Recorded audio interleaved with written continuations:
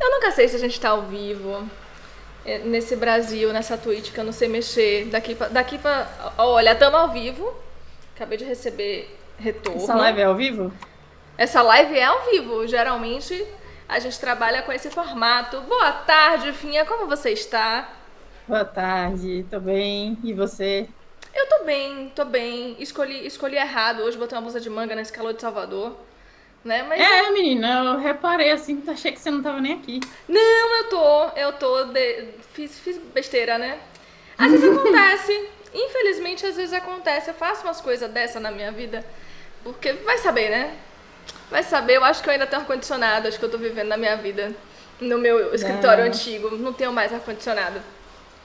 poxa. Finha, me conte, Hum, Finha. Eu tô aqui hoje, nessa tarde de quinta-feira. Tá ensolarado, tá calor, tá como aí onde você tá? Me conte. tá frio de sempre, né? De 26 graus, tô aqui batendo os dentes. Fazer Difícil o quê, essa né? vida, né? Uhum, Como lidar com esse frio soteropolitano? Você tá em Salvador?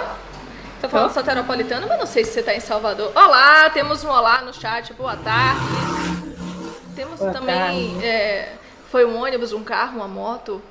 Opa, Dois caras numa moto acabaram de passar aí na sua rua, é isso, Finha? pois é, isso aí aqui vai ser carro do ovo, daqui a pouco passa O também. carro do ovo aqui Mas passa de eu, manhã. aqui passa de tarde.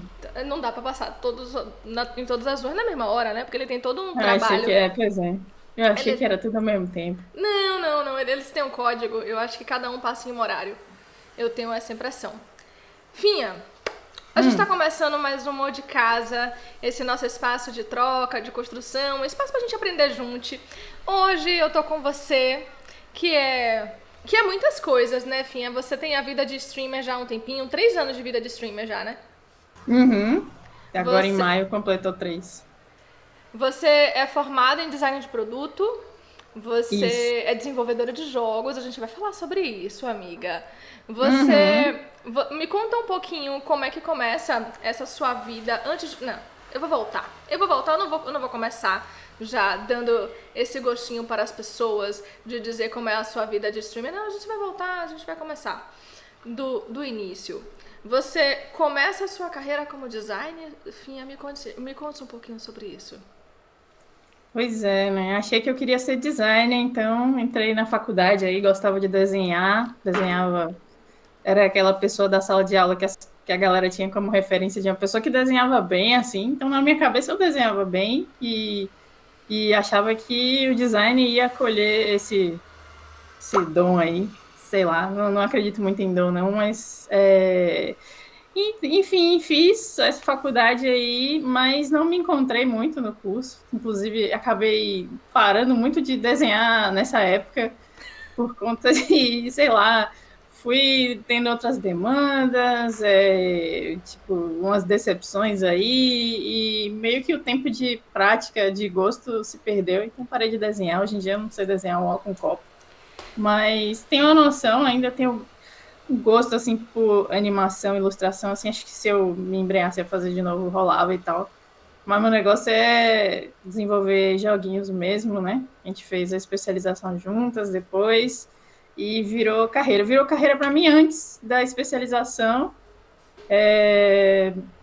daqueles momentos divisores de água da vida da gente, que a gente lembra bem, daquele tipo de momento que definiu dois caminhos muito diferentes na nossa trajetória.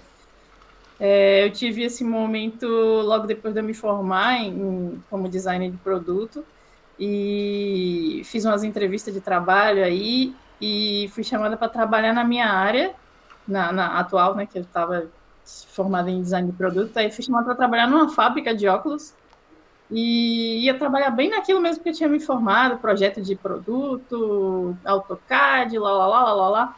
E ao mesmo tempo eu também fui chamada, fui aprovada numa seleção para atuar na Sinergia Games, né, na empresa de jogos. E realmente foi. Peraí, é o que eu quero fazer ou a carreira que mamãe pediu, com as garantias e a CLT e não sei o quê? E aí eu escolhi, obviamente, o que mamãe não queria, que A gente sempre era, escolhe o que mamãe não queria, não? infelizmente. Aí fui para jogos, né? Não me arrependo, não. Me encontrei. É uma área que eu acho que tem muito menos de síndrome do impostor, né? Eu sinto que realmente eu tenho a competência para fazer, eu tenho o gosto para fazer, eu tenho o interesse, a curiosidade, as coisas tudo. E aí depois, por conta do emprego, eu fui levada a fazer especialização e ganhei a formação mesmo. E estamos até agora aí, né? Fazendo cada vez mais tendo experiências e atuando na área. Ainda fui inventar de virar streamer também há 3 anos, Negócio então realmente. bobo, coisa pouca, que toma pouco tempo da sua vida, super tranquilo. Não, eu nem gosto de jogar, pô. Eu só jogo o tempo todo e falo de jogo o tempo todo. Eu basicamente jogo a minha vida, mas eu nem gosto. Tô aqui porque eu sou obrigada, né? Não é. Mas você tem uma coisa que você não falou, você não colocou na bio que você mandou pra mim, mas você tem uma passagem por áudio. Conta um Tenho. pouquinho sobre isso, porque eu acho que é legal as pessoas saberem, porque você não... Ah, eu fui trabalhar com jogos, mas você passou por algumas áreas dentro de jogos. Uhum. Quando você trabalha numa. Peraí, o Zap tá fazendo barulho aqui. Quando você trabalha numa empresa que é menor, em empresas de game que são menores, e tipo, na realidade brasileira todas são meio pequenas, então você acaba virando. Se você é game designer especificamente, você acaba exercendo uma função meio generalista, né? Às vezes. Então, a minha primeira experiência trabalhando, mesmo como game designer, eu fazia, no jogo que eu estava, eu fazia muita coisa. Eu fazia o game design, eu fazia as ilustrações e ainda falei assim, pô, um negócio que eu sempre quis fazer é áudio. Posso meter as caras aqui e fazer? E me deixaram fazer. E eu fiz, né? Tipo, realmente é outra das áreas não só de jogos, mas é outra área que eu gosto muito, que é composição musical para jogos e tal. E realmente nessa empresa que eu trabalhei primeiro, eu já tive uma experiência ali. Na pós que a gente fez também, foi a área que eu escolhi me jogar. Eu fiquei responsável, né, por fazer a trilha do nosso jogo, do TCC. E eu gosto pra caramba, eu posso não executar da melhor forma possível e tal, mas eu gosto de brincar, eu gosto de experimentar. E se eu pudesse trabalhar de novo, eu trabalharia com muito gosto, assim. Porque música para mim também tá ao lado de jogo, é uma paixonite que eu tenho também. Você já tinha uma experiência de conservatório antes da... Conta um pouquinho. Uhum. Tô aqui hoje pra esmiuçar a sua vida, amiga. Tá de frente com a Gabi. Da Futuque. A gente, inclusive, estudou no mesmo colégio, né? Isso, só que períodos diferentes. Em períodos Infelizmente não diferentes. fomos contemporâneas, acho muito chato isso. Pois é, não sei nem se a gente estudou no mesmo turno, eu estudava de tarde, Eu estava a de tarde maioria do também. tempo. Pois é, não lembro de você. Era mesmo aquela pessoa Amiga, introvertida você é com um pouquinho mais MP3. jovem do que eu, é isso. Não, mas não é tanto assim, né? Não é tanto assim. Acho que na época do colégio devia fazer mais diferença, É, né? ou Porque não, tipo, hoje em dia é tranquilo, mas naquela época fazia alguma diferença. que a galera do terceiro não quer se misturar com a galera do segundo, que dirá com a galera que não é nem ainda, talvez, do ginásio ou do ensino médio. Mas sim, naquele conservatório ali, daquele colégio que a gente estudou. Primeiro eu fiz piano, fiz uns 2 anos de piano, eu era apaixonada por piano. E aí, eu não sei se você pegou isso, mas lá no Adventista, eles teve uma época que eles deram, a gente chegou na quinta, sexta série, eles deram a opção da gente ou fazer a aula de arte ou ir para o conservatório. Acho que você pegou essa parte Peguei. também. E a galera que era de tarde tinha a opção de ir para a banda, né? Os instrumentos de corda. E a galera de manhã tinha a opção de ir para os instrumentos de sopro, os outros, todos da orquestra e Sim. tal. E aí eu era louca por violino também. Na minha cabeça era o instrumento que eu achava mais fascinante, assim. Eu acabei me apaixonando por piano depois, mas eu queria muito fazer violino. Não sei o que eu via tanto em violino, mas me joguei, né? Quis fazer violino, fiz audição para violino, passei. Fiquei lá, tipo, tocando. E nessas áreas que eu tinha interesse, eu sempre era muito autodidata também, pelo meu interesse próprio e meio que deixava os professores enlouquecidos, porque a partitura que eu estava querendo ler já era a 40, enquanto a turma estava na 2, sacou?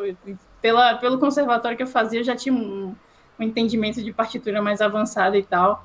Mas realmente eu sempre gostei, eu sempre tive um negócio de tirar música de ouvido. Inclusive, quando meus pais me colocaram no piano, foi porque eu tinha um daqueles tecladinhos de criança, né? Aqueles de camelô. E minha mãe me pegava sempre tirando umas músicas de filme que a gente assistia em casa, ela me pegava tirando umas músicas de filme de ouvido. E eu era, tipo, pequena, de 9, 10 anos, assim. Então ela meio que sinalizou para meu pai que eu tinha interesse e ele, assim, por um tempo ele pagou o curso de piano e eu fiz. Mas é isso, outra das coisas que ficaram meio adormecidas em mim por um tempo, aí vai, volta, vem em waves, assim, as oportunidades de eu exercendo, de eu executar, assim, tipo como é com ilustração. Mas eu sou apaixonada, se eu puder trabalhar de novo, eu vou querer. Amiga, eu fui o terror daquela orquestra. Eu acho que a Lípio tinha Nossa, pesadelos comigo. Pesadelo, sabe pesadelo? Pesadelo, eu por passei quê? por. Porque eu passei por quase todos os instrumentos. Eu tenho pouquíssima aptidão pra música, pouquíssima. E aí, eu queria muito ser da orquestra. Então eu passei Ah, por todos os instrumentos, eu não conseguia nada, assim, nada rolava. Eu lembro que um dia faltou alguém, ele me botou no bumbo, falou assim: Ah, Ana, toca o bumbo aí. Mas era um negócio tão ruim que ele falou: Ana, hoje não. Vai pra casa. vixe, Era muito ruim, assim, era muito ruim. Eu tive trauma durante muito tempo, falava, gente, eu sou muito ruim. Até que eu passei por vários instrumentos e cheguei em trompete. Aí quando eu cheguei em olha, trompete, falei, gente, eu sou do sopro, é isso. Me encontrei.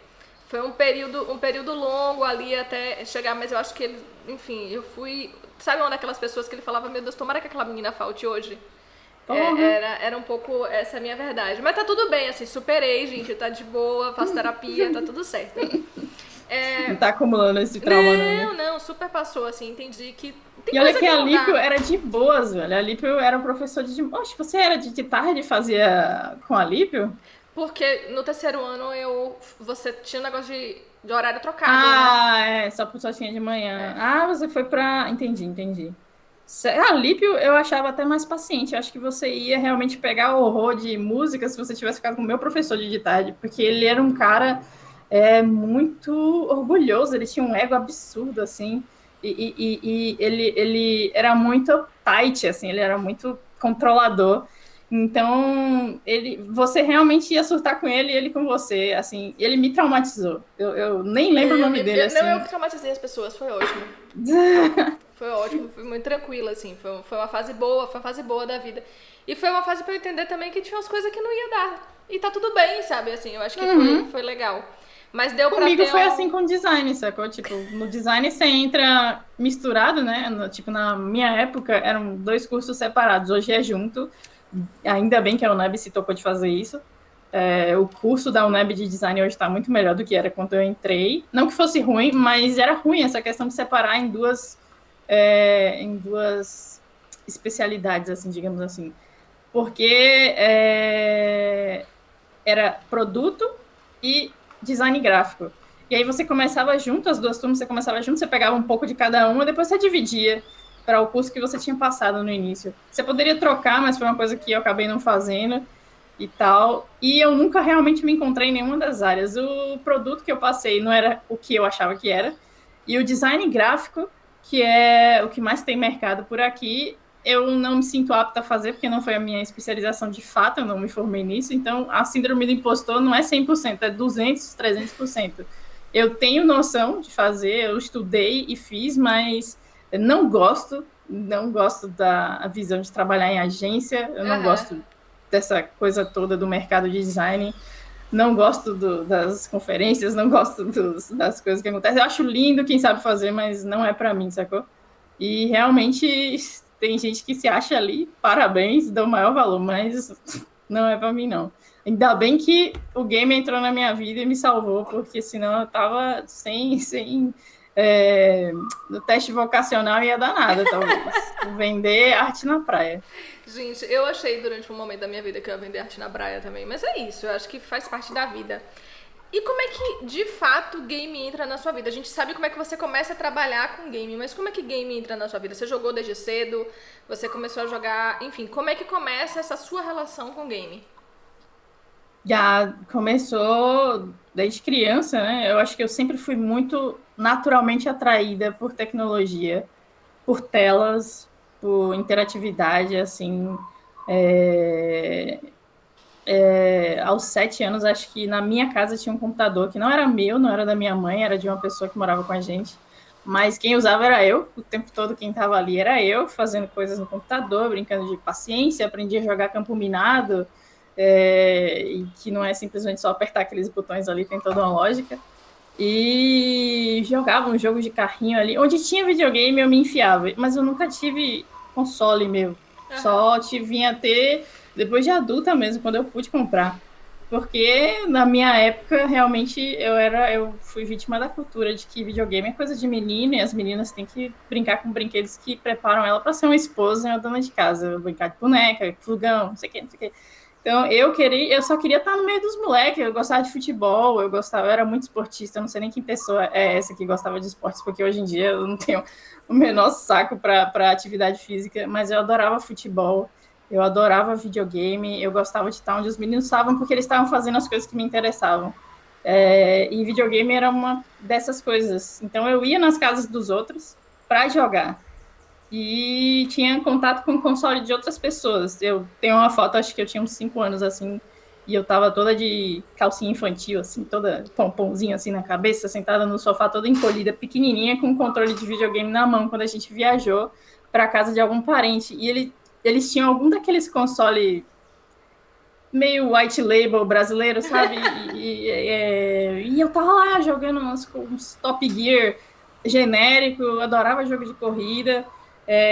Quando eu tinha uns 7, 8 anos, o meu vizinho do andar de cima do prédio tinha um monte de videogame e ele tinha uma irmã mais velha que era praticamente da minha idade, só era um ano mais velha, mas eu não subia lá para o apartamento deles para brincar com ela, nem com as Barbie dela. Ela tinha um monte de coisa lá, mas nada do que ela tinha me interessava. Eu subia todo dia religiosamente para jogar videogame com ele, no Nintendinho, no PlayStation 1 lá, principalmente no Mega Drive. A gente jogava muito Streets of Rage, jogava muito Sonic the Hedgehog. Então, é sempre assim, família, primos, parentes, amigos, foi assim que o videogame entrou na minha vida desde criança, e computador também. Eu sempre gostei de computador. E só vim ter meu videogame uns 26, 27 anos mesmo, quando eu comprei um PlayStation. E acho que com uns 25 anos, quando eu entrei na Sinergia Games, eu comprei meu primeiro computador, assim, que dava realmente para jogar, que não crashava com qualquer, qualquer tíbia que eu abrisse no computador. Quem nunca? Quem Pois nunca? é. Gente, me informaram aqui que a live caiu. A live caiu? Me deem um oi aí, quem tá no chat. Dá um Eu boa tô vendo. tarde. Mandaram mensagem pra mim, a live caiu. Falei, é trote? Será? Será trote? Não, Então tá. pode ter dado erro para alguma pessoa que te. Não, erro 2000 para essa pessoa que te mandou, mas aqui ainda tá, não caiu não. Então, gente. Ó, tá aqui. Boa tarde, gente. Obrigada, viu? É porque como eu tô avisando pra todo mundo, eu sou meio noob nesse rolê de Twitch, então eu tô descobrindo como é que o negócio funciona. Isso, obrigada por me avisarem que tá tudo ok. Vamos lá, desculpe, enfim, te cortar, mas fiquei com medo da gente não tá no Ah, ar. não, tranquilo. E Não, se eu aí? tivesse caído, eu te avisava também, eu acho, Ma- que ia aparecer aqui. Ah, valeu. Mas e aí, você jogou, apesar de ter tido essa relação que não era uma relação tão contínua, porque você não tinha videogame em casa, e como é que disso aparece a ideia de, caramba, vou trabalhar com isso, vai ser uma profissão? Foi muito por acaso, sacou? Num mercado que eu nem sabia que tinha aqui em Salvador. E foi esse encruzilhada da vida aí, esse divisor de águas de ter uma vaga para minha área e uma vaga, de repente, para desenvolvimento de jogos. Foi uma vaga que eu fui recomendada e um mercado que eu achava que não teria na Bahia de jeito nenhum. E acabei descobrindo por acaso, então foi um tropeço. Mas Viu a foi fila? Ops, fortuito. virei Entrei. desenvolvedora. Pois é, velho, casou, sabe? Porque se não já tivesse a afinidade, eu não teria me metido a fazer uma parada que, sei lá, assim, poxa, você game designer aqui. Eu acho que realmente o meu interesse foi o que me fez conseguir a vaga, assim, um pouco. E uma coisa foi acontecendo, a coisa levou até a outra, mas realmente foi muito por acaso, não foi nada planejado. Eu não busquei especificamente esse mercado em Salvador. Tipo, na própria UNEB tinham comunidades virtuais que eu estava completamente alheia a comunidades virtuais quando eu estava no curso. Eu estava muito focadinha em não perder as matérias. um comportamento que eu já até comentei na live, que eu se vocês puderem, eu desrecomendo vocês estiverem na faculdade somente se focar em passar nas matérias e se formar o mais rápido possível, se vocês tiverem como se envolver assim com as atividades da academia, dos eventos, as pessoas e os DAs, enfim, as iniciações científicas, eu acho que só vão, velho. Não fiquem querendo rushar que nem eu fiz, não. Porque aí passou. Eu até estagiei em games. Tá aí uma coisa que lembrei agora. Não foi minha primeira Você vez. estagiou onde? Eu estagiei com Fernanda Jailce, junto com ela, no Colégio Central, num projeto chamado CJCC. Não sei se você já ouviu falar. Que dava aula para os alunos do Central. Exatamente. Aí eles montaram todo um posto gamer lá dentro do Central. Tinham salas dedicadas ao projeto, tinha uma área do pátio dedicada às estruturas lá que eles montaram, botaram um simulador de voo de verdade, com Flight Simulator, Que legal. e dentro da sala de aula a gente usava Minecraft, Plants vs Zombie e alguns jogos da comunidade, 2 de julho, alguns jogos de biologia também que tinha no comunidades, a gente usava para aliar as matérias que os meninos faziam, né? O pensamento matemático, pensamento geográfico, histórico, enfim, a gente aliava isso daí. E é massa que alguns dos meninos, por causa do Flight Simulator principalmente, alguns dos meninos foram se alistaram para Aeronáutica? aeronáutica, e passaram no curso da aeronáutica justamente por causa desse período deles lá, de ter contato com o Flight Simulator, e eles tinham um instrutor, o programa CJCC, que era bancado pelo Estado, ele realmente bancou um instrutor para ensinar os meninos a mexer na parafernália toda lá, de cockpit, avião, não sei o que, eles saíram meio entendidos da parada. Que legal. Sacou? Foi um contato muito, muito massa, assim, que eles tiveram. Eu não sei como é que está o projeto hoje em dia, se existe ainda, como é que está o Colégio Central, mas esse tipo de iniciativa é muito, muito massa, velho, que realmente direciona a vida das pessoas. Imagine uma criança periférica ali, ou então que tem uma situação mais humilde, de repente tem um estalo ali, a oportunidade de vislumbrar uma carreira na aeronáutica por causa de videogame, sacou? Isso era louco, e realmente foi um período. Foi o estágio assim, em 2013 que eu fiz, que foi antes de eu entrar na Sinergia. Eu não estava desenvolvendo jogos, Sim. como Nanda Jailson já fazia no Comunidades. Eu só passei a fazer isso realmente na Sinergia. Mas ali já começou toda a minha mentalidade de gamificar as coisas, aliar os games a outros ambientes não gamificados, sacou? E acho que essa experiência realmente deve ser considerada como meu start, primeiro do que a sinergia.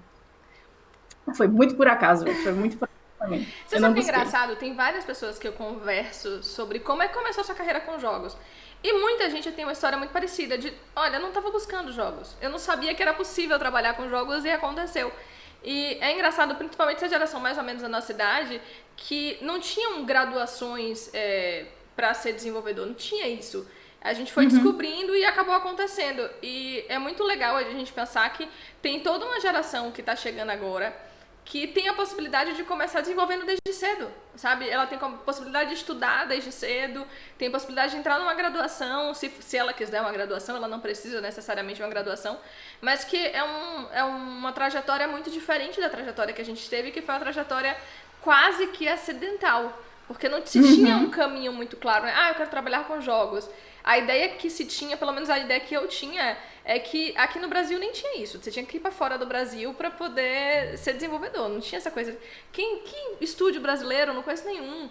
Então tinha essa coisa. Tinha essa coisa de não ter. E também a gente tem. Principalmente as coisas que a gente não conhece, a gente tem muita ideia de que só tem fora do país. E aí eu vejo como mudou em tão pouco tempo. Porque a gente não tá falando de 40 anos, não, gente. 40 anos é história do videogame. Você tá falando de coisa muito mais, sabe? Você tá falando de um gap de 10 anos quase. Então, existe uma melhora nessa trajetória que é muito significativa. Mas você acaba caindo na pós-graduação em Game Design. Eu queria saber como é que especificamente Game Design entra na sua vida. Como é que especificamente Game Design entrou na minha vida? Foi na primeira oportunidade de emprego. Eu já fui colocada para ser game designer sem nem saber como, sacou? Sem nem ter know-how técnico, nem nada. Foi mesmo uma coisa assim, ó, você vai pensar esse jogo, você vai conversar com a cliente, você vai entender a necessidade dela, você que vai propor qual vai ser o jogo, as mecânicas, blá, blá, blá, você vai documentar tudo. Eu falei, e tipo, tá, beleza, vamos aí, né?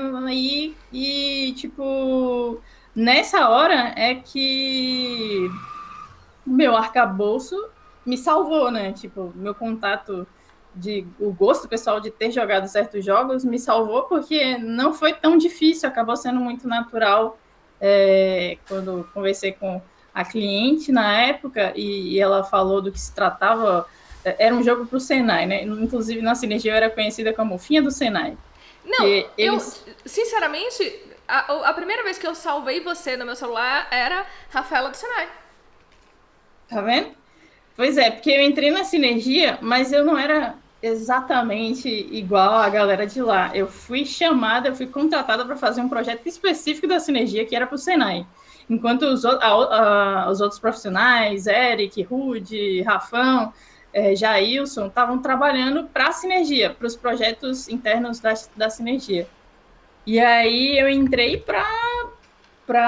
junto com pessoas que estavam na Sinergia, mas iam trabalhar também nesse projeto, eu entrei para encabeçar a parte de game design. E Jailson estava encabeçando, só que ele saiu no meio do projeto. Então eu tive que dar continuidade ao projeto dele, o que foi talvez o maior desafio para mim, continuar a ideia de outra pessoa no meio do desenvolvimento já e tentar adaptar ali, sem ter tanta perícia. Eu fui tentando adaptar as necessidades da cliente e as coisas que eu estava tendo contato com ela e vendo que poderiam se encaixar melhor, o que eu deveria seguir com o que já estava proposto e tal. Então, era toda uma gestão de tempo versus recurso versus tudo que a gente balanceia quando vai fazer o projeto, que eu tive que ir na louca mesmo, no escuro. E aí, depois que o projeto estava entregue, foi quando surgiu a janela para fazer especialização e me formalizar, tipo, me formar mesmo, me especializar na parada. Mas até aí eu já não estava, eu já estava no mercado, só que eu já estava atuando de fato, loucamente. Nada como a vida cotidiana para ensinar a gente, né? Eu acho engraçado isso porque essa ideia.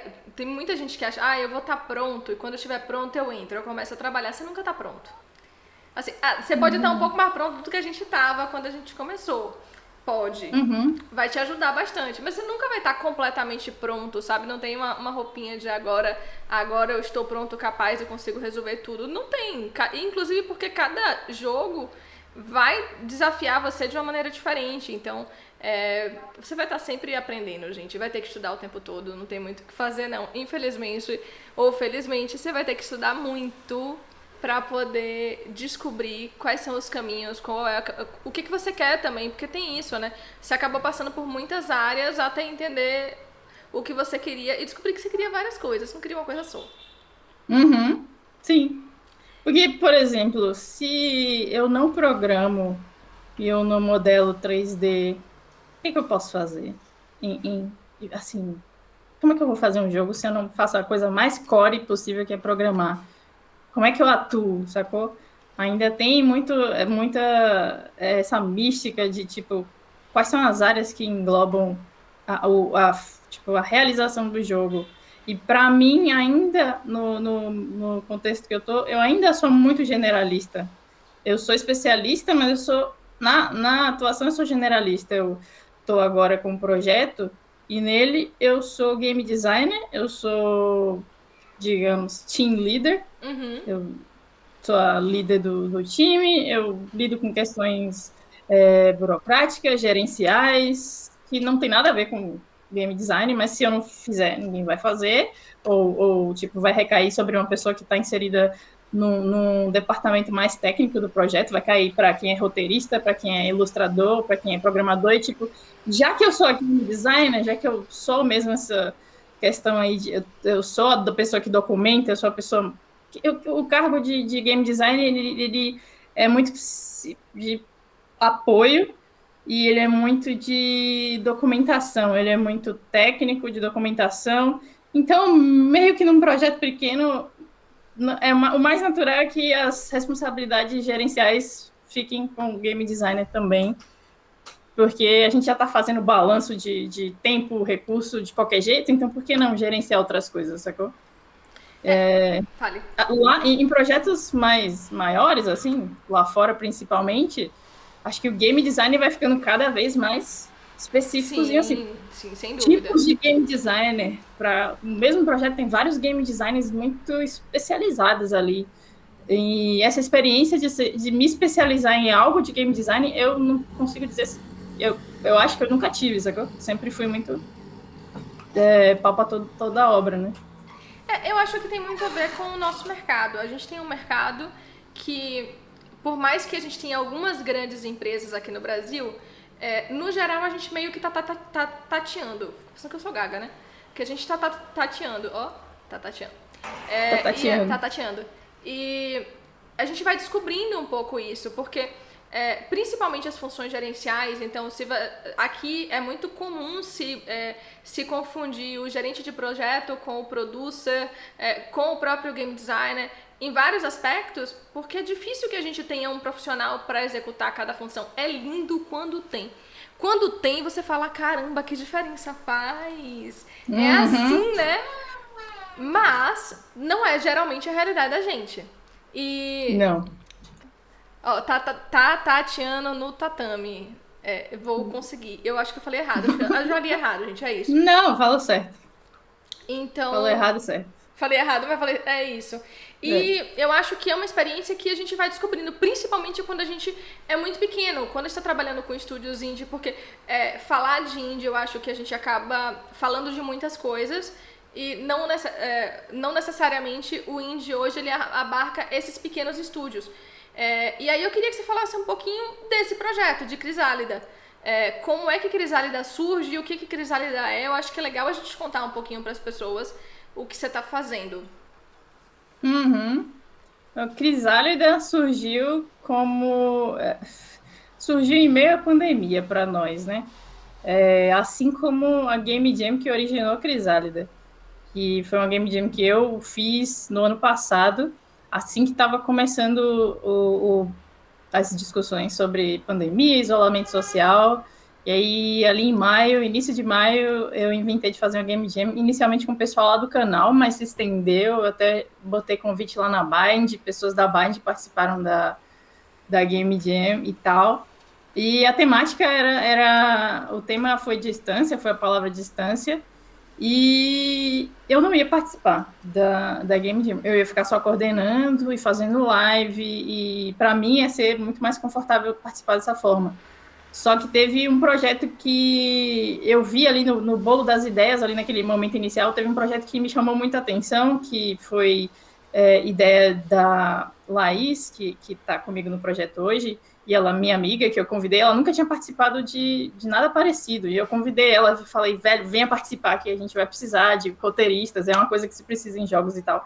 Aí ela largou a ideia ali inicial, pavimentando Crisálidas, muito inicial, mas era a ideia. E foi uma ideia que realmente atraiu muita atenção ali no brainstorm. Só que o movimento todo de Game Jam, as ideias se transformam e às vezes são completamente absorvidas e descartadas, sacou? E isso foi uma coisa que aconteceu com a ideia dela, por motivos de, sei lá. E eu vi isso acontecendo e falei, pô, velho, eu não vou deixar isso acontecer. E aí, Laís já estava inserida em outra equipe. E eu falei, velho, como é que tá a sua atuação nessa outra equipe aí? Quer fazer uma nova equipe pra gente fazer aquela sua ideia? Porque eu gostei muito e eu vi que não vai rolar. Aí eu roubei ela, literalmente, eu roubei ela. Ela continuou fazendo coisas lá para outra equipe e tal, auxiliando lá, fazendo roteiro e tal, mas eu puxei ela para fazer a ideia original dela em outro grupo, sacou? E tinha outro nome, ponto de partida, um nome que a gente deu ali nas carreiras péssimas de dar nome e tal. Laís tinha dado um nome para o projeto original dela, mas esse nome nomeou a outra equipe, Crisálida, esse nome ficou para outra equipe, sacou? E, inclusive, isso foi uma coisa que a gente teve que resolver depois, quando a gente lançou, porque ficaria parecendo que a gente estava levando o jogo de outra equipe para fazer sem a galera da equipe, e não era o caso, sacou? Mesmo assim, foi a outra equipe, o roteiro foi todo feito por Laís, assim, então seria algo tão absurdo, mas não foi o que aconteceu. A gente só mesmo resgatou o nome, mas foi uma ideiazinha de Game Jam ali que surgiu. A gente fez tudo no Twine, que é uma ferramenta sem programação. Tem um pouquinho, mas é muito leve. Programação é mesmo para você fazer jogos visual novel, só de texto e alternativas. E depois do período da Game Jam, a gente saiu pedindo para alguns amigos streamers jogarem em lives e as reações foram interessantes, sacou? Chats foram gostando, foram interagindo, querendo saber os finais, fazendo os streamers jogar mais para revelar mais da história. E isso foi empolgando a gente, né? E aí, a Laís, obviamente, a mãe da ideia toda, ela foi quem ficou mais na gana de fazer. Eu acabei tocando um pouco minha vida depois da Game Jam, mas ela veio e me puxou, né? E aí, como é que vai ser? Não vai fazer, não? Aí eu, bora, velho, bora aí fazer, né? E foi mais ou menos a partir de final do ano passado que a coisa começou a ficar com áreas de realidade, quando a gente juntou a equipe, fez nosso espaço de trabalho, e aí no início desse ano a gente lançou a campanha, falou, agora é real, tá acontecendo. Mas para duas das profissionais é realmente a primeira experiência profissional de desenvolvimento de jogos. E isso a gente coloca como bandeira frontal assim do nosso projeto, essa questão de inserção de profissionais no meio tecnológico, na área de desenvolvimento de jogos. Isso para nós é uma bandeira muito importante. E a gente decidiu fazer uma equipe full feminina para contar a história de uma mulher em meio à pandemia. Então, esse é um resumo básico que hoje em dia consta lá na campanha e tal. A personagem se chama Iris. O jogo, eu tenho que tomar muito cuidado com as coisas que eu falo, porque a gente está em período muito inicial do desenvolvimento e muita coisa ainda, tipo, O que Laís... mudar, nada tá escrito em pedra, amiga. Então as coisas mudam e tá tudo bem, pode ficar tranquila. Pois é, né? A Laís fica me segurando a língua para não revelar coisas demais, assim, do andamento que a gente tá, mas basicamente é um visual novel, ou seja, é um jogo de telas, de texto, de contação de história, muito centrado em narrativa e tomada de decisões, então você vai ter caminhos narrativos, você vai ter vários finais, você vai poder jogar de novo, a rejogabilidade vai ser estimulada no jogo, para você incrementar as informações que você já tem e o seu pensamento em relação aos personagens envolvidos na trama. Quanto mais você rejoga, mais ampla fica a sua visão sobre quem são aquelas pessoas. E aí, melhor você pode se decidir do que fazer ao fim. Tem pessoas que jogaram quando a gente lançou a versão da Game Jam e sabem mais ou menos como é que é a ideia. A ideia de agora não é só o que tinha nesse período, é algo a mais. Mas, ao fim, você tem que tomar uma decisão sobre que rumos a Iris vai tomar ali na vida dela. E é basicamente isso. Tem elementos de point and click ali, muito sutis. É um jogo sem física, não há física de personagens, não há plataforma. Mas é o nosso primeiro jogo, a gente está muito empolgada em fazer um negócio ali artístico, bonito, sonoramente bonito também. E vamos meter as caras aí, vamos fazer acontecer. E não vamos deixar passar o ano que vem sem lançar esse jogo, não, se tudo der certo. Me diz uma coisa, é a primeira vez que você trabalha com a equipe full feminina?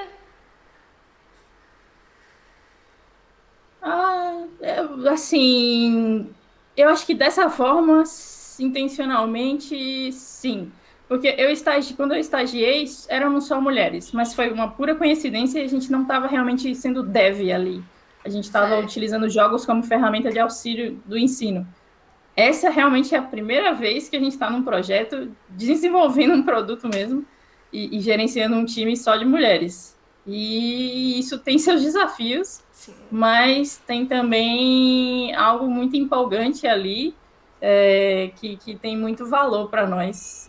O ambiente que a gente está, a gente se sente muito seguro para opinar, principalmente, para ser original, para ter autonomia. Não que a gente não teria no ambiente misto, mas para a construção de Crisálida especificamente, acho que tem muito valor a equipe full feminina. Me diz uma coisa, a gente passou um pouquinho pela sua vida de dev e aí eu queria entrar um pouquinho na sua vida de streamer. Como é que você fala, não, gente, olha, eu já faço pouca coisa e agora eu vou streamar também? Como é que começa esse rolê? Ah, isso começou com. Eu sempre falo lá no canal que o culpado é VV. É Coesa. Olha! Bebê nem tá aqui hoje. Pois é, o culpado é ele, um dos culpados é VV, é Coeso. A galera lá no canal conhece ele como Coeso. Na época da sinergia, a gente jogava coisas no almoço, assim, né? A gente jogava Overwatch, lançou na época que a gente tava lá, então a gente jogava Overwatch, jogava LoL, e nessa época eu tava jogando Ori também. E eu ficava ali, o povo tava almoçando, eu terminava de almoçar e ficava ali, tentando passar minhas fases ali do Ori. E VV colava junto e ficava assim, vendo como é que eu jogava e rindo da minha cara, basicamente, porque, segundo ele, eu tinha umas reações engraçadas. Aí ele falou isso, pô, você tem umas reações engraçadas, eu posso te sugerir você jogar um jogo que eu gosto e eu filmar você? Aí eu falei, pode. Vamos aí. E aí ele sugeriu um jogo facílimo chamado Dark Souls pra eu jogar. Coisa E, pouca. coisa bem boba, assim, bem casual o jogo. E realmente, assim, virou um momentozinho ali nos nossos horários de almoço, de engraçado, que ele ficava me filmando, eu ficava dando rage. E basicamente, meu primeiro contato com Dark Souls, eu me contive em só matar o primeiro boss ali, já me dei por satisfeita. E até lá foi uma saga, e ele ficou me filmando, e meio que deu esse estalo, bom, talvez exista aí esse negócio de pessoas se interessarem em ver alguém jogando jogos que elas gostam, sacou? E aí, isso foi tipo 2015. Mas eu só comecei a fazer live em 2018. Tinha um jogo que eu tava jogando na época que eu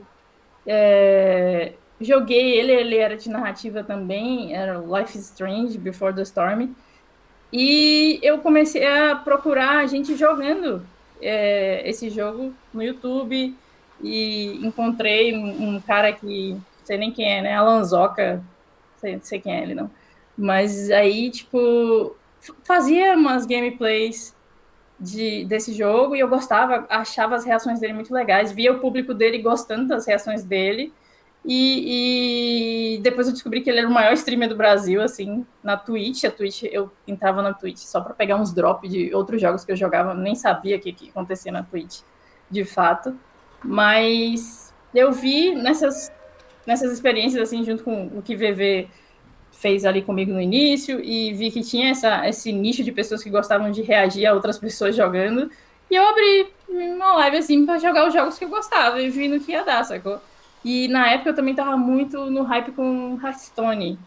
Então, minhas primeiras lives foram de jogos competitivos. Foi de Dota, que eu tava jogando com o Patucão, aí foi de Hearthstone também. E começou a aparecer uma galera interessada em Hearthstone também e ver minhas jogadas horrorosas. E, assim, o meu jeitinho foi cativando algumas pessoas que estão comigo no canal até hoje. Mas, assim, meu foco de programação mudou completamente ao longo dos anos. Eu fui ficando cada vez mais variada mesmo, não fiquei presa a um jogo só.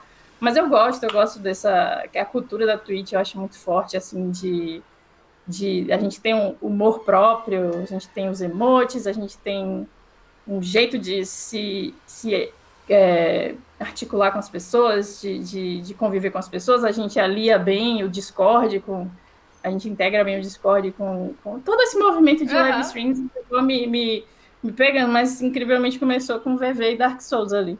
Que bonitinho. Eu fico feliz porque, assim, eu sempre acho que eu é que sou muito perdida nesse rolê da Twitch. E aí eu vejo o teu início e falo, gente, não tá tão longe da minha realidade assim, tô aqui batendo cabeça, mas tô de boa. Mas me diz uma coisa, como minha primeira live foi no YouTube, inclusive. Eu joguei um jogo que eu achei muito ruim, que foi o Final Fantasy XIII. E foi lá, eu jogava Zeldinha Breath of the Wild lá também.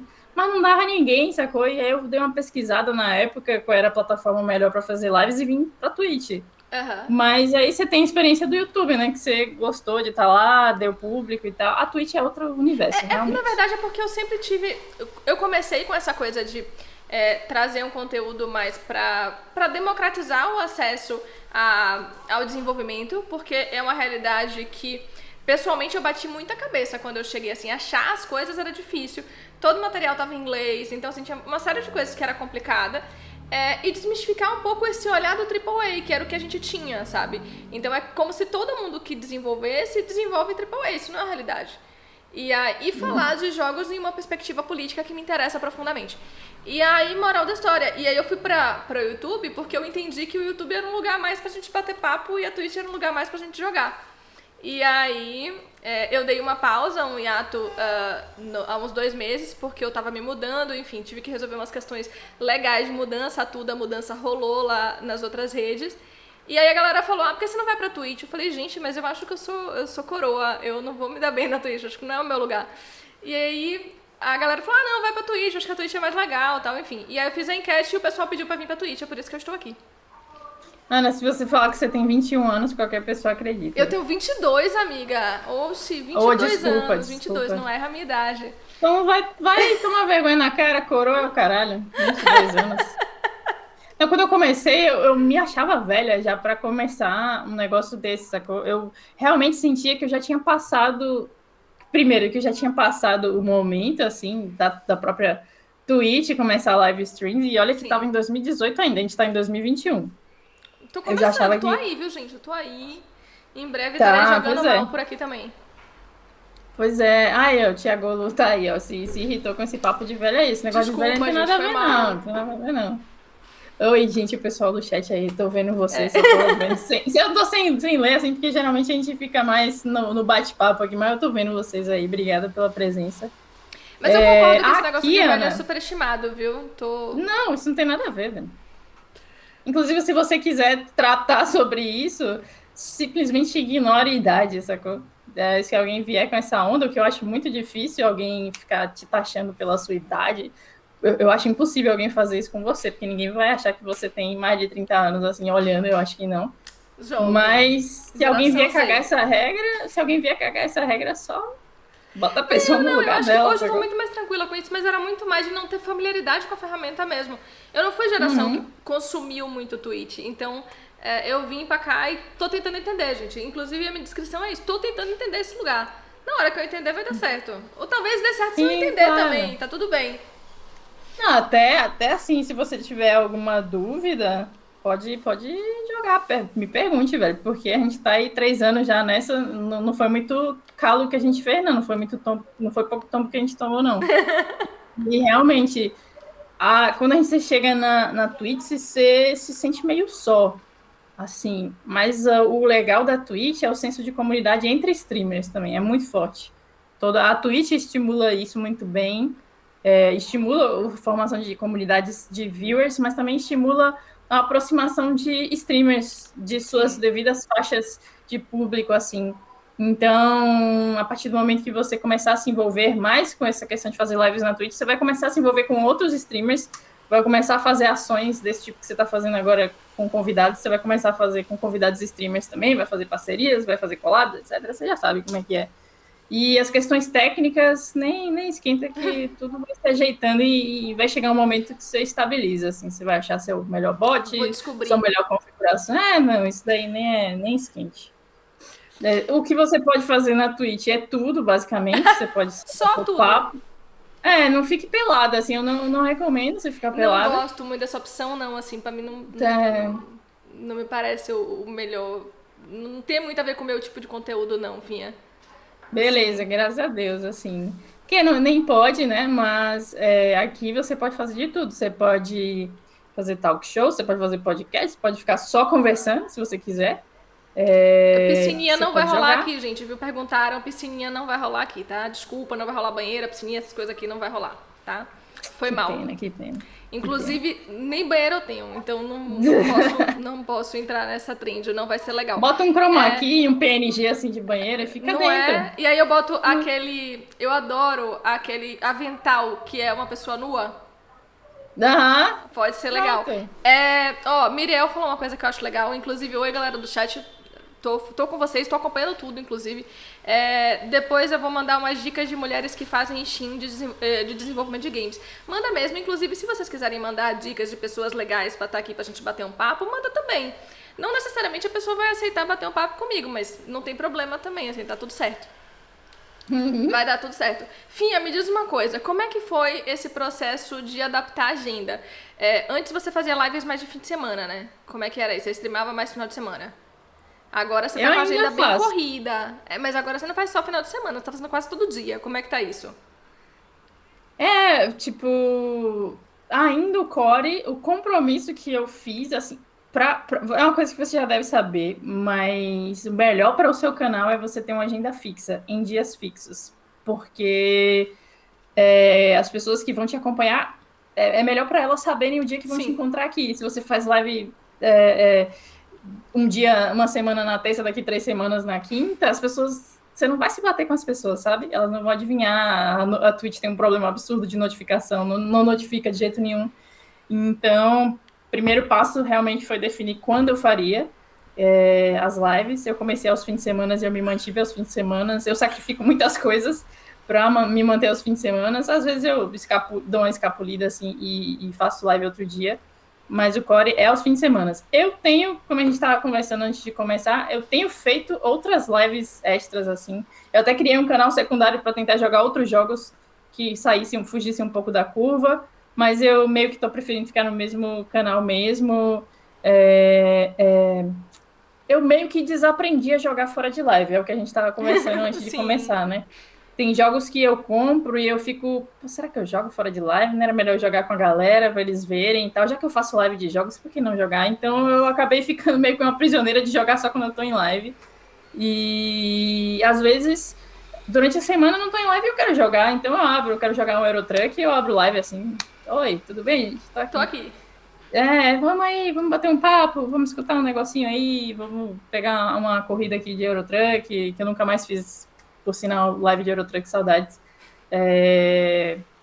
Mas, assim, por via de regra, é de sexta a segunda, a partir das 5.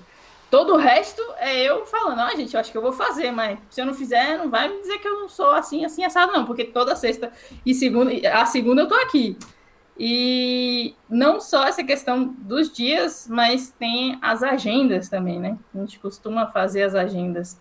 Eu meio que abdiquei completamente de agenda. Eu adoro programar, eu já falei com a galera, eu adoro programar a agenda. Esse exercício eu acho legal. Cumprir. Botar ali, quero jogar esses jogos aqui, boto no meu Trello, quero jogar esses jogos aqui. Mas eu também adoro desrespeitar tudo aquilo, adoro abrir a live e começar a conversar e de repente não dá vontade de jogar isso hoje, não. Quero jogar tal coisa. E aí eu vou levando 30 anos pra zerar cada jogo. Mas vou me sentir. Tipo, quando eu tava seguindo ferrenhamente os jogos que eu setava na agenda, eu tava me sentindo presa. As gameplays estavam ficando meio. Eu não tava querendo abrir lives mais naquele dia para jogar aquela coisa que eu tinha já me comprometido. Então eu aboli esse negócio de agenda para eu ficar livre mesmo. E hoje tô muito mais leve. A questão de fazer lives nos horários não me incomoda de jeito nenhum. Já faz parte da minha rotina. Todo mundo ao meu redor entende depois de 3 anos. No Mas início foi realmente difícil? Ou foi tranquilo? Sempre foi tranquilo? Como é que foi isso? As pessoas entendiam, Você, desde o início, entendeu como trabalho ou não? Isso é legal de falar com as pessoas. Me conta. Desde o início. Rapaz, eu acho que as pessoas que não entendiam no início, meio que ainda não entendem hoje. Mas é mesmo pela limitação tecnológica, o contexto é outro, sacou? Minha mãe não Sim. entende direito o que eu faço. Acho que depois da pandemia, a palavra live começou a ficar muito em voga, então ela meio que desconfia o que eu faço, sacou? Mas minha mãe é outro público, a minha live eu Sim. sou muito desbocada, eu sou muito autêntica, assim, falo coisas que talvez ela não concordaria, então ela não assiste minha live. Mas hoje em dia ela entende muito melhor. No início, eu já vivia no computador mesmo, trabalhando, fazendo minhas coisas, conversando com as pessoas, então acho que ela entendeu que ainda era a mesma coisa. No início eu não ganhava dinheiro, então eu entendia que era um projeto, não um trabalho. Era um projeto que eu queria fazer dar certo. E aí eu consegui bater algumas metas e depois de um ano e pouco, assim, começou a entrar um dinheirinho. Então, para mim, realmente começou a bater o senso de responsabilidade. Não é um dinheiro que dá para viver ainda, infelizmente não dá para viver, mas também não é por isso que eu não encaro como um trabalho. Aham. Eu acho que só de a gente estar aqui na Twitch e de a gente se envolver e fazer toda a network e levar isso que a gente faz a sério, levar a construção de comunidade a sério, isso é trampo, velho. Isso é muito Sem trampo. dúvida. O Discord é muito trampo de manter aquilo, velho. De Eu ia pensar falar as isso. Como é que atividades. você mantém o Discord? Vamos falar, porque vida de stream a gente tá. Abri a live, falei com a galera, tô aqui, ó, acabou, fechou e acabou. Não acabou. Uhum. Como é isso? O Discord é uma ferramenta muito aliada à Twitch, né? É onde você pode concentrar todos os seus avisos, as suas informações, as suas ações, o seu relacionamento com a comunidade. Você pode concentrar no Discord ou numa ferramenta que você quiser, que não seja o Discord, por exemplo, seja o, não sei, Slack. Ah, não, ninguém usa Slack na Slack Twitch. tem muita cara de trabalho, é difícil. É, pois é. Tem outra aí que tá chegando, que é a Guilded, mas eu não vi ninguém usando ainda. É mesmo Discord. Faça a sua comunidade lá. É algo de praxe que os streamers vão fazer. É um Discord para a comunidade, onde vai constar tudo em relação ao seu canal. Suas regras, seus cargos, seus tipos de canais, tudo ali vai ter a sua identidade. E muita gente que te acompanha, por exemplo, não vai usar todas as redes sociais que você usa para se comunicar. Muita gente não vai usar o Instagram ou o Twitter. E lá você pode pegar bots e centralizar todas essas informações. Se você postar algo no Instagram, aparece num canal lá. Se você postar algo no Twitter, também aparece no mesmo feed, sacou? Você Aham. pode realmente transformar num hub de comunidade aliado ao seu canal. É um espaço muito bem pensado para quem faz lives na Twitch desde muito tempo atrás. E, assim, a estruturação do Discord, ela é trampo ali. No início é trampo, ainda mais o meu canal, que a minha comunidade sabe o tanto de canal que eu boto no meu Discord, assim, para cada coisinha que eu quero fazer, eu crio um canal novo. Mas eu acho que mais difícil do que estruturar um Discord é realmente entender qual é a sua comunidade, qual é a identidade da sua comunidade, quais são as pessoas que vão estar ali, qual é a personalidade das pessoas, que tipo de ações você pode fazer. E isso não tem quem não que não venha ninguém me dizer que isso não é trabalho, velho. O relacionamento, a manutenção disso, e todas as atividades que você faz no seu canal, você ganhando muito dinheiro ou não, isso é trabalho, velho. Isso é trabalho. Porque Eu, você leva a sério, sacou? sem dúvida, eu acho engraçado essa coisa de que a gente tem aquela. Existe uma ideia popular de que isso só é trabalho se você está sendo remunerado. Mas se dá trabalho, é trabalho. Pois é, o Sabe? autônomo fica onde nisso? Né? Você começa a ganhar dinheiro depois de algum tempo, né? É Como engraçado. autônomo. Passou um barco aqui agora. Gente, você tá no mar, amiga? Não, O que não que tô, tá mas passou um acontecendo? Fusca aqui agora que passou parecendo um Gente, que motor de loucura. barco. Mas essa coisa de, ah, não, não é trabalho. Pera, você tá gastando quantas horas da sua semana pra isso? Porque por mais divertido que seja, por mais bacana, por mais que você goste, é trabalho. Não é tempo ocioso. Então, Uhum. eu acho que é importante a gente entender isso como trabalho, porque a gente talvez ainda esteja naquele lugar do trabalho, é quem assina a minha carteira, o trabalho é quem é o que coloca a comida na minha mesa, o trabalho. E o trabalho é isso também. Videogame Mas, não tem como ser trabalho, não, né? Porque você tá se divertindo, você tá ganhando dinheiro com videogame. Como é que você trabalha? Você é difícil, né? vagabundo. Você é vagabundo, velho. É engraçado porque Tem toda até essa hoje tem noção, gente né? que me pergunta: ah, mas você passa o dia jogando? Você faz jogo, você passa o dia jogando? Eu falei, gente, não. Assim, Não. simples, não. Que até queria jogar. Eu queria jogar mais hoje do que eu jogo, porque trabalhar com jogos me fez jogar menos.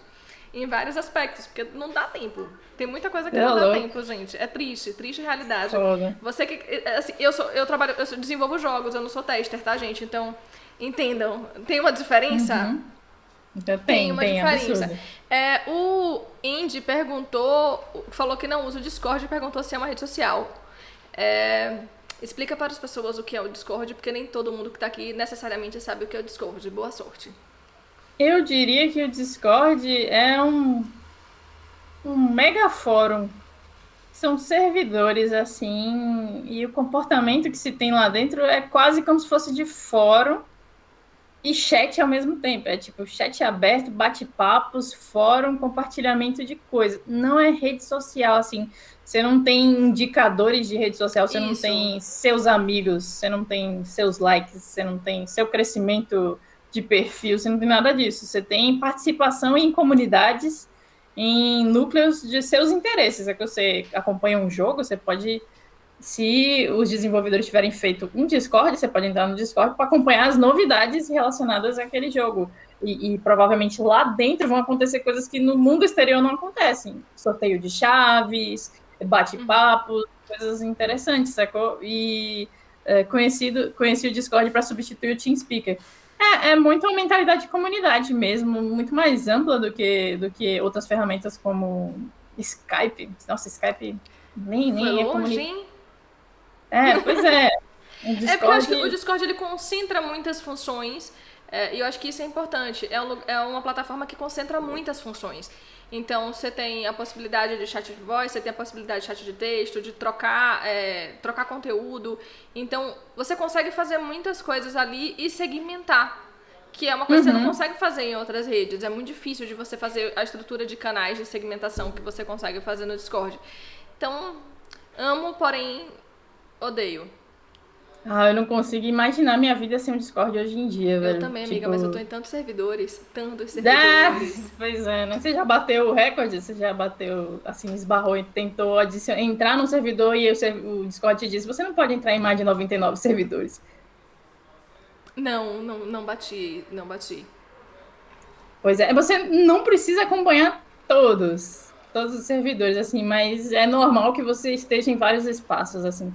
Tem como você se blindar de ser bombardeada por notificações e tal, mas, assim, pelo menos o seu espaço, eu não me vejo sem o meu espaço, sem o meu servidor ali, pelo menos, sem acompanhar o que acontece ali, eu não consigo pensar em sobreviver só com as redes sociais, o Twitter, o Instagram. Instagram eu nem uso malmente, assim, eu sou uma negação para Instagram. Facebook eu abandonei, então, Facebook para abandonei mim, também.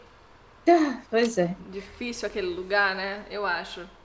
Velho, pois é. E, tipo, até faz sentido você manter uma página lá no Facebook. Tem gente que consegue, mas eu nem uso mais a rede social, então eu abandonei. Para mim é muito mais confortável e funcional. O Discord, você pode integrar quem é sub no seu chat lá, e eles vão receber cargos e ter um cargo retirado automaticamente por um bot. Por um bot não, pelo próprio Discord faz isso automaticamente. E você pode deixar canais que são só para dinâmicas com subs. Você pode fazer o que você quiser no Discord, assim, aliado à Twitch. Eu acho uma ferramenta muito complementar à Twitch hoje em dia. Tem dias da semana que eu não estou em live, mas a gente está fazendo cineminha lá, a gente está assistindo filme. Uhum. E tem atividades que a gente faz, a gente tira dias para jogar jogos juntos que mesmo eu não estou nem em live, sacou? E as pessoas, mesmo sem mim, elas socializam, jogam juntas, sacou? É um movimento que foi acontecendo organicamente ao longo desses 3 anos. Foi muito orgânico. No início eu tinha que estimular muito as pessoas a socializarem e criar os espaços para as pessoas socializarem, e hoje a coisa já vai orgânica, assim. Eles mesmos já pedem criação de canais e eu vou lá e faço. E é muito gostoso, sacou? Tipo, eu faço lives hoje basicamente pela minha comunidade. Eu gosto de jogar videogames, mas eu poderia não abrir live para jogar videogames, mas eu estou lá não só pelo jogar videogames, eu estou lá pelo que a gente construiu aqui e Uhum. pelas oportunidades que podem vir desse meio. A gente aprende muita coisa sobre. A gente conhece muitas pessoas na Twitch. E esse período daqui, essa criação de conteúdo é muito particular na Twitch. Você vai perceber isso. É muito diferente da criação de conteúdo de TikTok, de Instagram, de Uhum. YouTube. Tô percebendo, tô percebendo. A tia tá descobrindo. Tô tateando e tô descobrindo. Eu tô descobrindo que é Mas um não mundo fique com muito. medo, não. É um mundo muito, muito particular, assim. Eu acho plural, porém particular. Mas eu acho que é um espaço importante de ser ocupado também. Porque durante muito tempo ele foi ocupado por um cenário muito específico. E bem pouco diverso. E a gente vem. Eu acho que tem rolado uma mudança nesse cenário, assim. Tem rolado uma mudança de outros personagens chegando por aqui. Eu acho importante, eu acho bonito. Perguntaram se tem o canal Cringe lá no seu Discord. Não, meu canal já é cringe, saca? O título da minha Só live tem todo dia é o cringe. mesmo, saca? Tipo, amanhã eu paro de ser cringe. Então tudo é Ah, cringe, saca? Gente, essa coisa de cringe, enfim, eu É, acho que eu fiquei, né, não sei, não consigo lidar muito bem, não. Acho que o café da manhã é ótimo, gente. Não consigo entender muito essa lógica. Os cabelos pro lado, tá aqui. ai, o Desculpa. jovem tem que acabar, só isso. Na verdade, nesse momento, se o gamer acabar, eu tô feliz, amiga. O, Ah, o True o, Gamer. é, o jovem, enfim, fui jovem, falei bobagem também, já achei umas coisas normal, absurdas. Então tá tudo Mas certo. o radical do gamer é o jovem, Ana. Eu Amiga, acho. não sou. Não sou. Tem aquele rapaz de 40 e poucos anos que ainda mora com a Nerdola, né? mãe. Isso, e que jura que colocar a diversidade em algum lugar vai destruir a infância dele? Então, Uhum. é isso. É, realmente, o True Gamer tem que acabar. E pra mim, junto com o jovem. O jovem acabar é, sinceramente, ele só deixar de ser jovem, né? Crescer um Ele pouco. cresce. E aí acontece. E o True Gamer realmente tem que ser erradicado, assim, como. Tem que. Oxe, cala a boca. Eu acho engraçado essa coisa da gente pensar. Tem uma frase, que eu não vou lembrar qual é a frase, mas eu lembro que quando eu entrei na graduação, o meu professor, um dos meus professores, eu fiz de teatro, gente, pra quem não me conhece, tá aqui, a minha graduação foi em teatro. E aí eu tive um professor que ele entregou vários papeizinhos pra gente e cada um tinha uma frase diferente e a ideia era que a gente descobrisse de quem eram aquelas frases. E eram frases que pareciam muito contemporâneas e uma delas era falando. Eu lembro que a que eu peguei era falando que os jovens iam destruir a nação porque eles não conseguiam entender as coisas que estavam acontecendo. Uma coisa assim meio. Sabe essas coisas que a gente fala, os moleques que passam fake news? Uma coisa bem parecida. Aí eu fiquei. Não faço ideia de quem disse isso. Gente, eu não vou lembrar exatamente qual era a frase, depois eu lembro e mando pra vocês. E aí era uma frase de Aristóteles. Ó, Tô Fifinha dando um oi pro chat. talentosíssima, tá rolando aqui. Valeu, valeu. Mais ou menos. Eu tento. E tinha Aristóteles falando que a juventude, basicamente que o jovem precisa acabar. É, e aí você fala, é isso, sabe? A gente vem falando a mesma coisa há muito tempo, então a gente tá se passando em algum nível também. Tá tudo certo. Não tô aqui pra Não, brigar, assim, o briga de jovem tem que geração. acabar. Não, com certeza, o jovem tem que acabar é um meme, na real, né? Sim, mas Mas o eu gamer vejo tem que que acabar, quem né? tem. Não. Não, não é meme, não. Infelizmente é uma tristeza, né? Eu acho que quem mais arruína atualmente o mundo não é nem o jovem, é os velho branco, né? Sim! Infelizmente. Eu acho que assim, a instituição Vai o Branco devia acabar. Não sei se vocês estão aí comigo ou não, ou se eu falar essas coisas derruba a live, mas eu acho que essa instituição é uma instituição que passou tempo demais já. A gente podia acabar com ela. Domina, né? Tem que acabar esse domínio aí e tem que ser exterminado mesmo. Eu sou a favor. A gente, Assim, a gente tem que estar aqui, Ana, para fazer frente mesmo. A gente tem que fazer frente contra os nerdola, porque a cagação de regra ela é muito grande e as frentes contra a diversidade em jogos, sim, contra. É aquele Chernobyl que você já sabe, né? Então, vamos estar aqui mesmo. E nerdola tem que ser silenciado, na verdade. Quando chega a cagação de regra no meu chat, eu nem leio, sabe? Eu não quero aham. nem que tenha espaço. E quanto mais eles se calarem, melhor para o mundo, sinceramente. Acho que jogo é qualquer coisa, tipo, principalmente para nós que gostamos do indie, que somos Sim. indie devs, sacou? O jogo é qualquer coisa, é expressão, é arte, tem espaço para todo mundo e não teria por que não ter.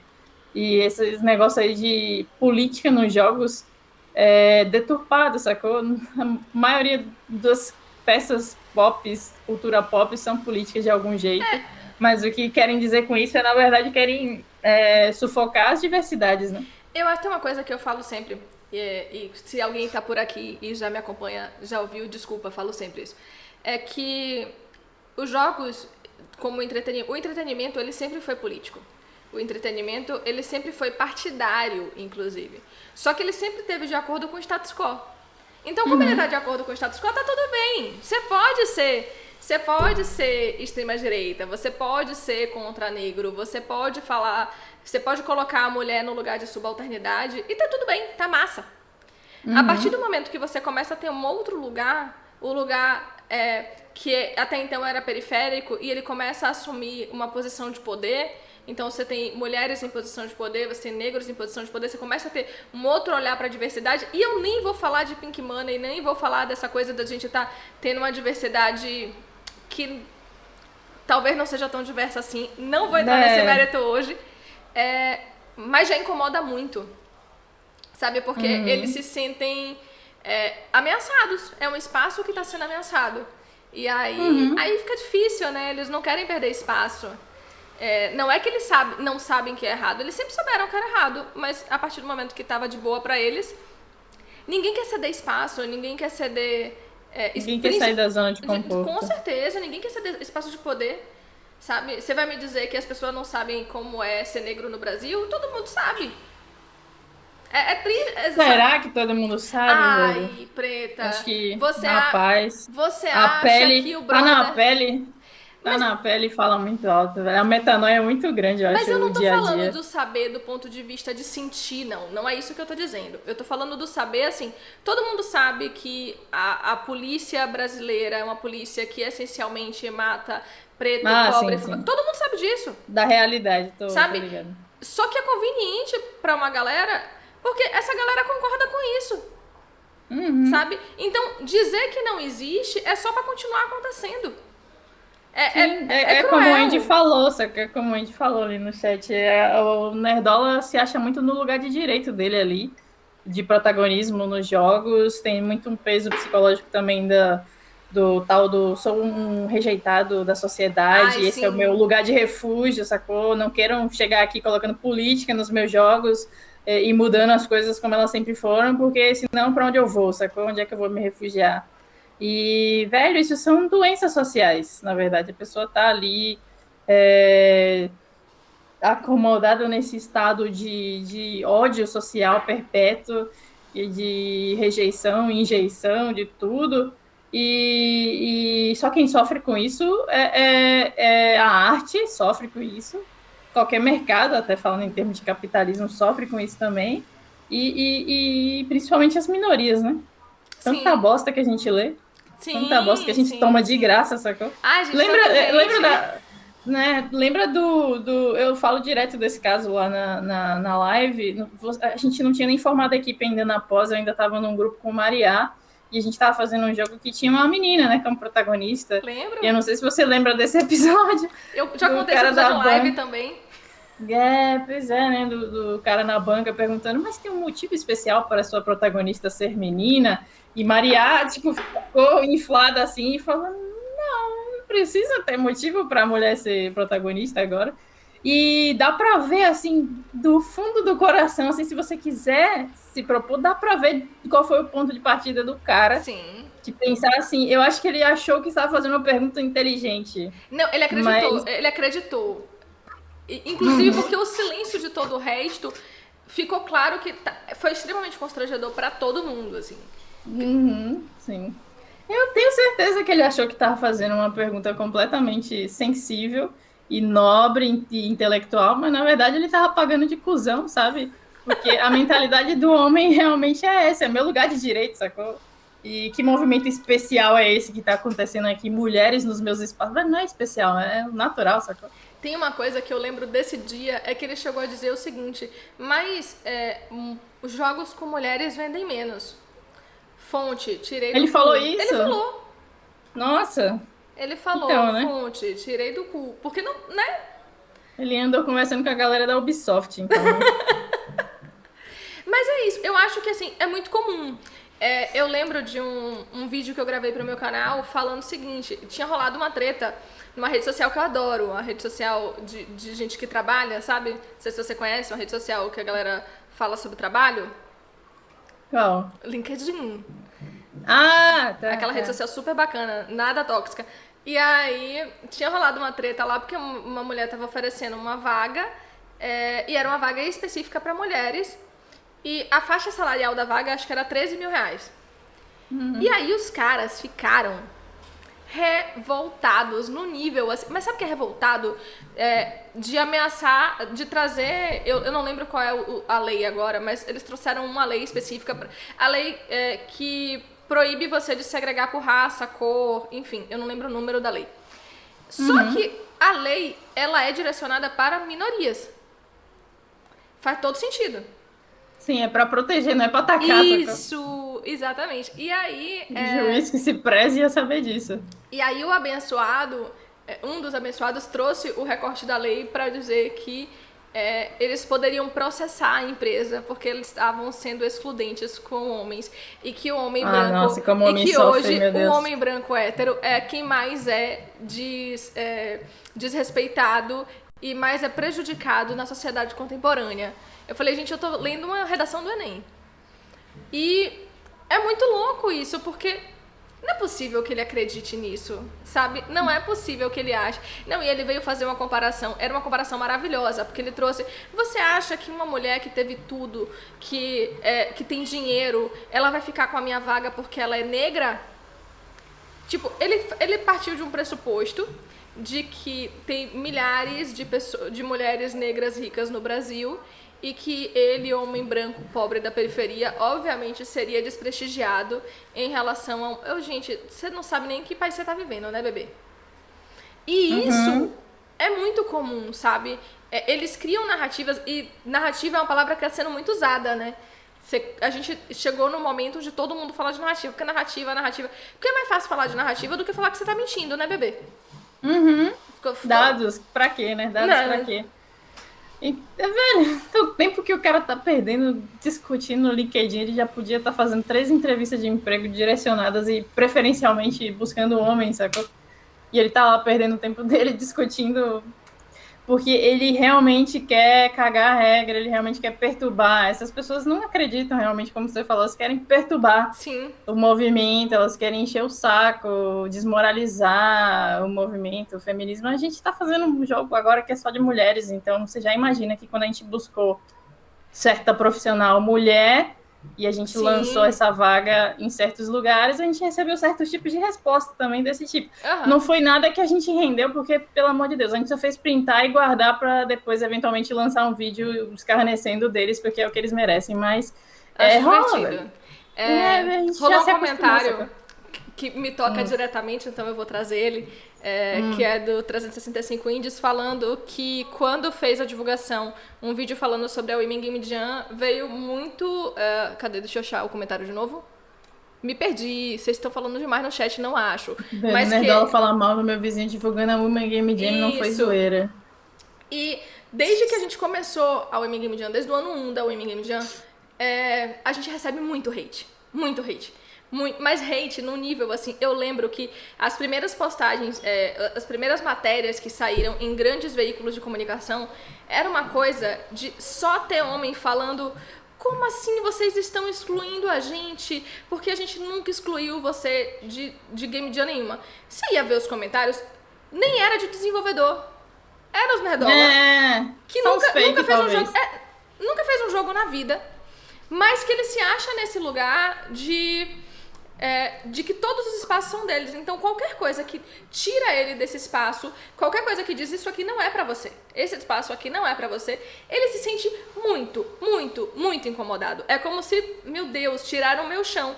Ele compra a briga, né, dos outros, não é nem dele a briga. Agora, se eu comparar o que saía de hate nosso em 2018 e o que sai de hate hoje, é ridículo. Porque o evento cresceu tanto que os caras não conseguem mais brigar com o evento. Sabe? Graças a deusa. Não consegue. Eu entro. Ano passado eu achei, sei lá, no maior portal que a gente saiu, tinha, sei lá, 5 comentários ruins. Eu falei, lindo. Tudo bem, que era assim, viu? Beijo, bebê. Beijo. Hi, parece que a gente tá falando língua dos anjos quando a gente fala que existe uma reparação técnica, profissional, histórica a ser feita na sociedade.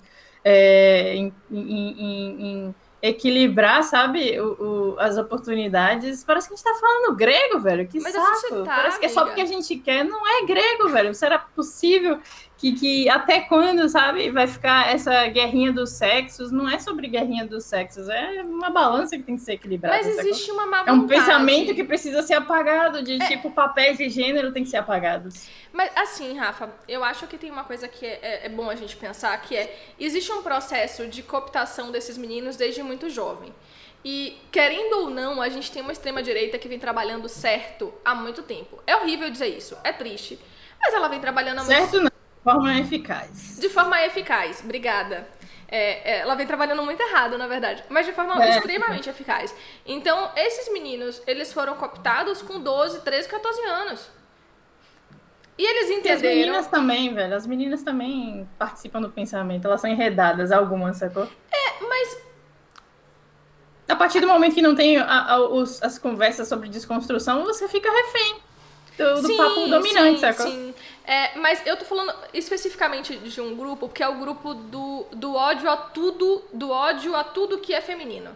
Do ódio a tudo que é diverso. E esse ódio, ele é muito direcionado a esses meninos jovens. Porque quando esses meninos eles são mais jovens, é mais fácil de você cooptar. É mais fácil de você enredar eles e você colocar a ideia de que a culpa dele não ter, qualquer coisa que seja, a culpa dele não ter namorado a menina que ele queria namorar, é porque as mulheres são pessoas ruins, que naturalmente o que elas querem é um cara alfa e elas querem usurpar o cara beta. Tá, a direita é uma fábrica de incel, é isso que você tá falando. Estou falando exatamente isso. Com essas palavras, inclusive. Então, não tem incel de esquerda, né? Tem, mas... Na esquerda tá todo mundo transando, em tese. Eu acho. Não vou entrar mais nesse mérito. Posso falar essas coisas aqui? Pode. Eu não sei se eu botei a live pra maiores de 18, mas depois eu dou uma olhada. Mas eu acho que tem uma questão aí que é o seguinte... por que eu tô falando associando especificamente à direita? Porque tem valores nesse sentido que são valores especificamente de direita. Eu não tô dizendo que não tem cara de esquerdotário. Tem cara de esquerdotário, tem um monte. Tem um monte de mina de esquerdotária, tem um monte de mina... Só que não é esse o ponto. O ponto é que existem valores que são esses valores que são colocados e que são associados diretamente a isso. Então, essa coisa de você ter um aumento de ataques, um aumento, inclusive ataques que chegam às vias de fato. A gente está falando de atentados, atentados várias vezes com morte. Então, a gente precisa entender aonde a gente errou. A gente errou em algum lugar, sabe? Enquanto estrutura social, a gente errou em algum lugar. E a gente precisa saber que lugar é esse pra gente começar a acertar, sabe? Pra gente entender o que a gente precisa fazer pra mudar isso. A gente ia fazer uma live levinha sobre vida de streamer, não é isso?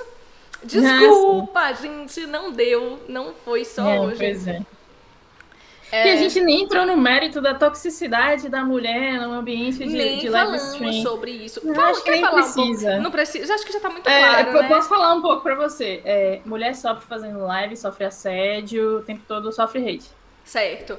Isso eu já tô acostumada. Eu sofri ao vivo, porque eu sou da geração que fazia palestra ao vivo, né? Na minha época eu fazia palestra ao vivo. Já aconteceu várias vezes do moleque levantar na minha cara e falar: esse dado aí é mentira que você trouxe. Quem joga é homem. Várias vezes. Várias vezes. Eu dou risada. Tá bom então, Binho. Vai lá, amigo. Vai lá, você que tem o dado certo. Mas eu acho que assim, óbvio que a gente não vai ficar aqui falando de, meu Deus, como é difícil ser mulher, porque a gente já sabe como é difícil ser mulher, gente. Na moral, assim, eu acho que não cabe... E a gente não tem só isso pra falar, né? Não, tem tanta coisa legal, tem tanta coisa bacana pra gente falar.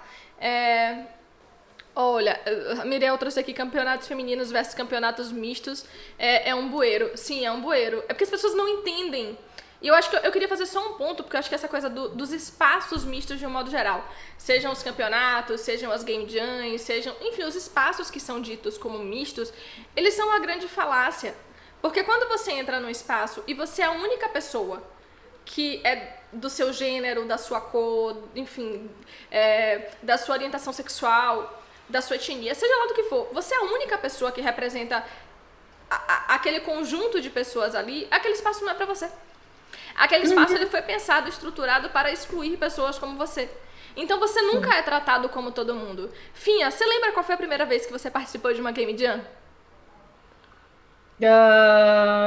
Eu acho que foi aquela da Bind em 2016. Na UFBA? Na UFBA, sim. Tinham quantas mulheres? Não, tinha umas 10, né? Um número realmente assim, 10% em relação aos homens. Naquela época, a gente já fazia um trabalho efetivo de cooptação de mais mulheres pro cenário. E mesmo assim, não tinha 10% de mulheres. O que eu mais escuto hoje com a Women Game Jam é que as meninas iam para as Game Jams e elas eram a única mulher do evento. E elas eram tratadas ou como o alecrim dourado, que todo mundo queria tocar para ver se era de verdade, ou como, você sabe mesmo o que você tá fazendo aqui? Você deve o suficiente? O que você já desenvolveu? Qual é o seu currículo? Então, assim, eu acho que a gente precisa quebrar essa falácia, sabe? Esses espaços não são mistos. Esses espaços não são acessíveis para todo mundo. Esses espaços não são democráticos. E... Uma época eu participei da Federação Baiana de Esportes, né, que está nascendo agora. Quando estava se fundamentando, eu estava lá. E as situações em campeonatos de LoL realmente eram absurdas, sacou? Toda a como é que se diz? O nosso conjunto de regras. Estatuto? Todo o nosso estatuto, ele tinha que ser pensado em torno dos males da toxicidade do machismo, sacou? E tentar entender as linhas tênues entre competitividade, rivalidade e completo desrespeito e assédio. E tiveram algumas situações assim em campeonato assim, em campeonatos tem as trocas de ofensa entre times, mas um campeonato misto nunca que vai ser entendido como rivalidade e outro time ficar dizendo, aí, ó, só pega suporte, mulher só pega suporte, não sei o que, hahaha, vou jogar aqui só de mono, vou jogar só aqui de Lux, de não sei o que, de não sei o que. Enfim, aí a gente como federação tinha esses desafios aí de tentar entender e tabular essas coisas e realmente enforçar a ordem e o respeito, sacou? Porque de forma alguma o machismo e as ofensas da rivalidade podem se confundir com coisas que na sociedade matam pessoas, como você falou. Exatamente. É engraçado isso porque, assim, a rivalidade, ela é de boa. A rivalidade do esporte é de boa. E recentemente rolou uma treta, que eu não vou lembrar o nome das pessoas, e foi no esporte tradicional, que foi no futebol, que um jogador puxou o cabelo do outro jogador. E a forma como esse jogador puxou o cabelo foi obviamente uma atitude racista. E aí as pessoas começaram a falar, foi racismo. Porque ele pegou no Black Power do cara e foi... Sabe quando você pega numa coisa e todo mundo que via aquilo, você conseguia ver aquilo como uma atitude racista, e as pessoas falavam, gente, isso não foi racismo. E é muito louco como a branquitude, ela tem a dificuldade de se enxergar. E aí eu vou falar branquitude homem, branquitude mulher, branquitude, viu, gente? Todo mundo. Tem muita dificuldade de se enxergar nesse lugar, porque o racista é o do mal, eu não posso ser o racista. Eu faço as misérias tudo, mas eu não posso ser o racista. E os caras entraram muito nessa defensiva de eu não sou machista. Tem os que são assumidamente, aí é um outro rolê. Mas, não, Finha, isso é da rivalidade. Mas ameaça de estupro, gente, não é rivalidade. É crime, né? Isso! É crime. Então... Aqui na Twitch rola a roda, inclusive. Sim. Tô ciente dessa prática corrente. A gente trabalha com denúncia. Ah, bom saber. A gente trabalha com denúncia, advogado, a gente gosta um pouco disso. Porque eu não sou mais jovenzinha, né? Então, não tenho tanto tempo. Não, pessoalmente não me atinge muito, mas eu acho que é bom a gente denunciar e ver a pessoa entender que não é terra de ninguém. Mas eu acho que a gente fala sobre isso nesses espaços justamente porque esses espaços eles precisam ser mais ocupados, eles precisam de fato ser democráticos. A gente precisa ter segurança. Se a gente não ocupar, eles não vão dar o espaço pra gente, sinceramente. A ocupação, ela realmente é forçada, digamos assim. Porque não era para ser só de um grupo, em primeiro lugar. Eles foram lá e tomaram, sacou? Seja por que motivo bíblico for, eles tomaram os espaços todos. E tá certo que a indústria do videogame começou muito com muito mais homens, sacou? Mas não tem nada a ver essa ideia vigorar até hoje, assim como nenhuma dessas ideias ligadas ao trabalho, ligadas ao consumo, não tem nada a ver com papel de gênero nenhum. E realmente, se a gente não entrar chutando a porta, nunca vai ser naturalizado. Sim. Nunca que a gente vai receber de bom grado a permissão, e a gente também não tem que esperar permissão de ninguém. Não, eu não. Não tô pedindo permissão, gente. É Eu sei isso. fazer jogo, eu vou fazer jogo que tem a minha cara, sacou? E compra quem quer. Não tem essa de tipo, você não gostou da mídia, você quer sufocar a mídia porque ela tem mulher. Você não gostou, amigo? Não compre. Beijo! Tem tanta gente Tchau! aí. E é isso que é incrível da diversidade. O que é incrível da diversidade? Eu posso usar o que me convém. Eu vou consumir o jogo que eu gosto, que tem a ver comigo. Cada pessoa tem gosto, tipo, gosta de uma coisa específica. Eu gosto de uma comida, você gosta de outra, e tá tudo bem, a vida segue. Existe uma diferença entre eu não gostar da mesma comida que você e eu sabotar. Eu não quero mais que se produza comida baiana no mundo porque eu não gosto de comida baiana. Verbalizar isso por si só já parece uma coisa burra, gente. É, né? Falta um pouco de perceber que o mundo não gira em torno do próprio umbigo, né, das pessoas. A cagação de regra ela é infinita, infelizmente. É. Não, eu nem quis me tentar nessa questão de como começou a questão dos videogames. Eu realmente tirei do Instituto Datafoda, a palavra que eu falei, mas também era muito baseada na experiência que eu tive, né, dos papéis de gênero e dos brinquedos direcionados a meninos e as meninas, e realmente, quando eu era criança, até as minhas próprias amigas ficavam me criticando porque eu gostava de videogame. Falavam, menino, pelo amor de Deus, amadureça, sacou? Tipo, as meninas tinham que namorar e se vestir, se maquiar e não sei o quê. E Sim. é da Barbie pro namoro, sacou? E, tipo, eu querendo jogar videogame era considerada uma coisa, primeiro, masculina e segundo, infantil. Então, Sim. são vários estigmas. Tem uma coisa, eu acho que é legal a gente trazer essa curiosidade, já que Rafão trouxe pro chat, que é, de uma maneira bem resumida, tá, gente? Pra quem tá aqui e não tá ligado, essa separação de videogame é coisa de menino e boneca é coisa de menina, ela nasce com o crash de 83 dos videogames. Antes, até 82, início de 83... Videogame era uma coisa de família, videogame né? era um rolê de família. Então, quando você pega as propagandas dos videogames, do que era produzido na época, você tem a vovó, o vovô, a mamãe, todo mundo... Um rolê bem branco. É importante dizer isso, um rolê da família branca. Mas você tinha uma estrutura familiar em torno do videogame. E aí, com a quebra em 83, que aí foi um inferno, porque as pessoas achavam que não ia mais poder produzir videogame, não ia mais poder produzir console, enfim, tô falando isso de uma maneira muito simplista. O problema é um pouco mais grave. Especificamente com o jogo ET, Minha Casa, que foi um dos responsáveis. É real, velho, parece piada. Mas ET foi um dos responsáveis por essa quebra. Os marqueteiros tiveram uma ideia genial. Vamos transformar videogame em um brinquedo de menino.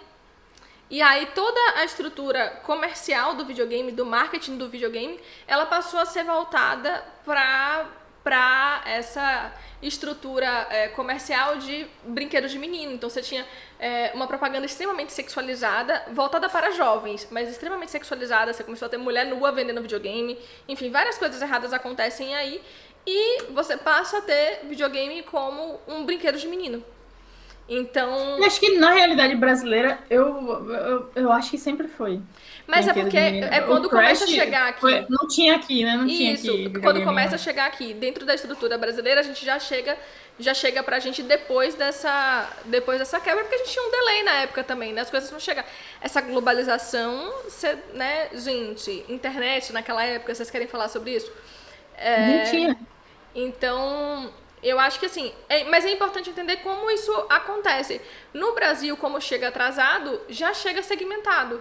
E aí é uma merda, porque eu sou dessa fase de 80 e poucos, então eu não podia brincar eu não podia jogar videogame. Eu já contei isso em algumas lives, o meu pai, ele me proibia de ir para a locadora, porque a locadora é lugar de menino. Eu ia para a locadora escondido, porque eu ia jogar na locadora. Ah, tinha o fliperama locadora de jogar, não era fliperama na época, era... Gente, você não alcançou isso não, Finha? O que eram as locadoras? Gente, vamos aqui falar para as pessoas que não alcançaram as locadoras. Não estou falando de locadora de filme, tá? Antigamente, há um tempo atrás, long time ago... Olha lá, olha o que você ganhou ali, ó. tinham as locadoras, que eram locais onde você ia pagar pra jogar videogame por um período. Então tinha os consoles e você ia jogar. Eu pagava pra jogar Bomberman, gente, vocês não estão entendendo. Era uma coisa muito triste. Olá, gente, olá quem tá chegando. E aí foi um pouco dessa energia de, meu Deus do céu, não posso entrar na locadora porque meu pai não deixa eu entrar. E aí faço o quê? E eu entrava escondido. Eu entrava escondido. Só que aí ele proibiu o dono da locadora de deixar eu entrar. Aí eu fui pra outra. Que era mais longe. Que era mais perigoso. Mas eu ia. Foi bem divertido. Então, eu acho que é isso, assim. Eu acho que tem essa coisa de... A gente chegou um monte de gente aqui. Pois é. Kelzita aí mandou uma raid pra você. Muito obrigada, Kel. Estou muito feliz. Viu? Eu vou aprender a fazer isso também, gente. Juro que eu vou. Mas eu acho que é isso. Então, essa segmentação da gente de entender... Durante os bate-papos, geralmente, a gente só faz um agradecimento rápido mesmo e segue. Porque é difícil cortar a conversa, né? Mas fique de boas, fique de boas. Tô suave. Mas entender essa coisa do estrutural do videogame enquanto fenômeno que é pra ser jogado por meninos, não faz mais sentido a gente justificar isso hoje, sabe? É chover no molhado, inclusive, é falar de coisas, enfim, que parecem, que não fazem nem sentido no final das contas. Sim, inclusive, tipo, pelo menos na minha geração, anos 90, era comum nos lares ter videogame e nos lares terem meninos e meninas. Só que é isso, tipo, o acesso tá até lá para as meninas dentro de casa. E só que ou as próprias meninas elas seguem uma programação que taxa o videogame de coisa imatura e taxa o videogame de coisa masculina e elas se afastam daquilo, ou até mesmo dentro de casa os pais fazem como seu pai fazia, né? De tipo, a irmã mais nova ou a irmã mais velha não pode jogar o jogo que é do irmão, sacou? Você tem que ir ali brincar e... pai, eu quero brincar só um pouquinho. Não, isso não é pra você, sacou? E teve muito disso. Eu ia a contragosto da minha mãe brincar na casa do vizinho de videogame. Ela não gostava, mas não tinha muito que ela podia fazer. Eu era meio minha cabeça desde pequena. Eu já fugi do colégio também para ir pra Lan House. Mas é isso, em 2021 a gente ainda ficar nessa meleca de jogo política nos meus jogos, não. Diversidade é lacração e social wars, como é que a galera fala? Justice, social wars. E tem um debate que ele acaba sendo superficial, né? Porque é um debate que ele se retroalimenta, porque eles ficam falando a mesma coisa o tempo inteiro, mas ao mesmo tempo ele não traz nada. Porque se a gente for pensar, inclusive se a gente vai voltar, né? Eu fiz o recorte de história ali de 83 do Crash, mas a gente tem uma outra coisa que eu acho importante pensar, que é, desde o início dos jogos, a gente tem mulheres no desenvolvimento. E até hoje a gente é tratada como... E na programação, né? Oi? E na programação também. Sim. E você para... Não, programação é pior, porque programação você tem um mundo de mulheres ali atrás... você tem um mundo de coisa que só foi possível na programação por causa de mulher.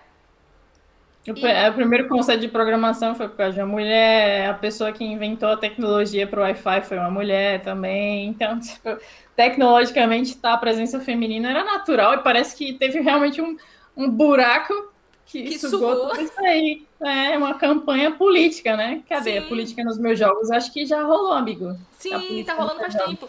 E esse processo de apagamento, desse apagamento histórico, ele é um processo proposital. Porque a partir do momento que a gente não sabe que a gente está ali desde o início, a partir do momento que a gente não se reconhece, é muito mais difícil a gente ocupar aquele espaço, sabe? Porque eu acho que se eu soubesse desde sempre, sabe, desde que eu comecei a jogar, que a primeira game designer do mundo foi uma mulher, eu acho que eu teria muito mais vontade de... Caramba, como é que é isso? Quem é essa mulher? Porque a gente sempre recebe os inventores, as pessoas que criaram coisas, como homens, sabe? Quem foram as mulheres que você se relacionou desde a escola, desde a infância, que eram inventoras, que criaram coisas em qualquer área, sabe? Eu ficava me perguntando, gente, por que mulher não inventa nada?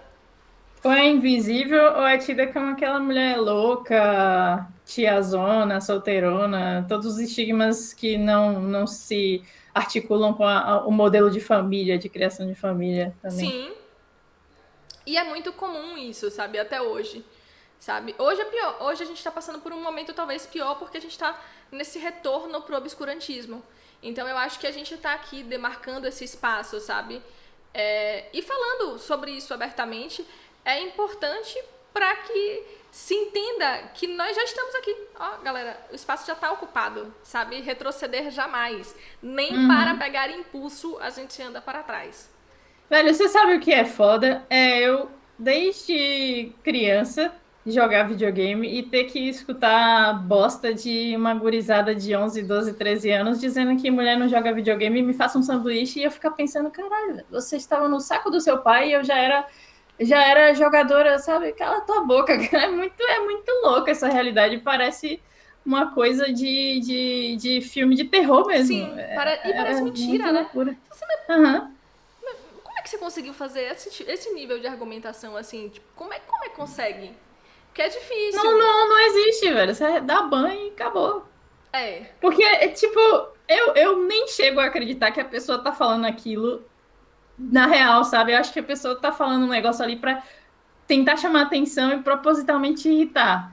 Não tá, de fato, falando daquilo que acredita. Tá falando algo que sabe que vai irritar a pessoa, sacou? Porque vem do comportamento incel, sabe? A guerrinha de sexos e tal. Então, não tem diálogo, tem ban, sacou? É tipo, sai daqui, aqui é meu espaço é aberto para todo mundo e não vem para cá com suas brincadeiras, que aqui ninguém vai rir disso, ninguém vai achar graça disso.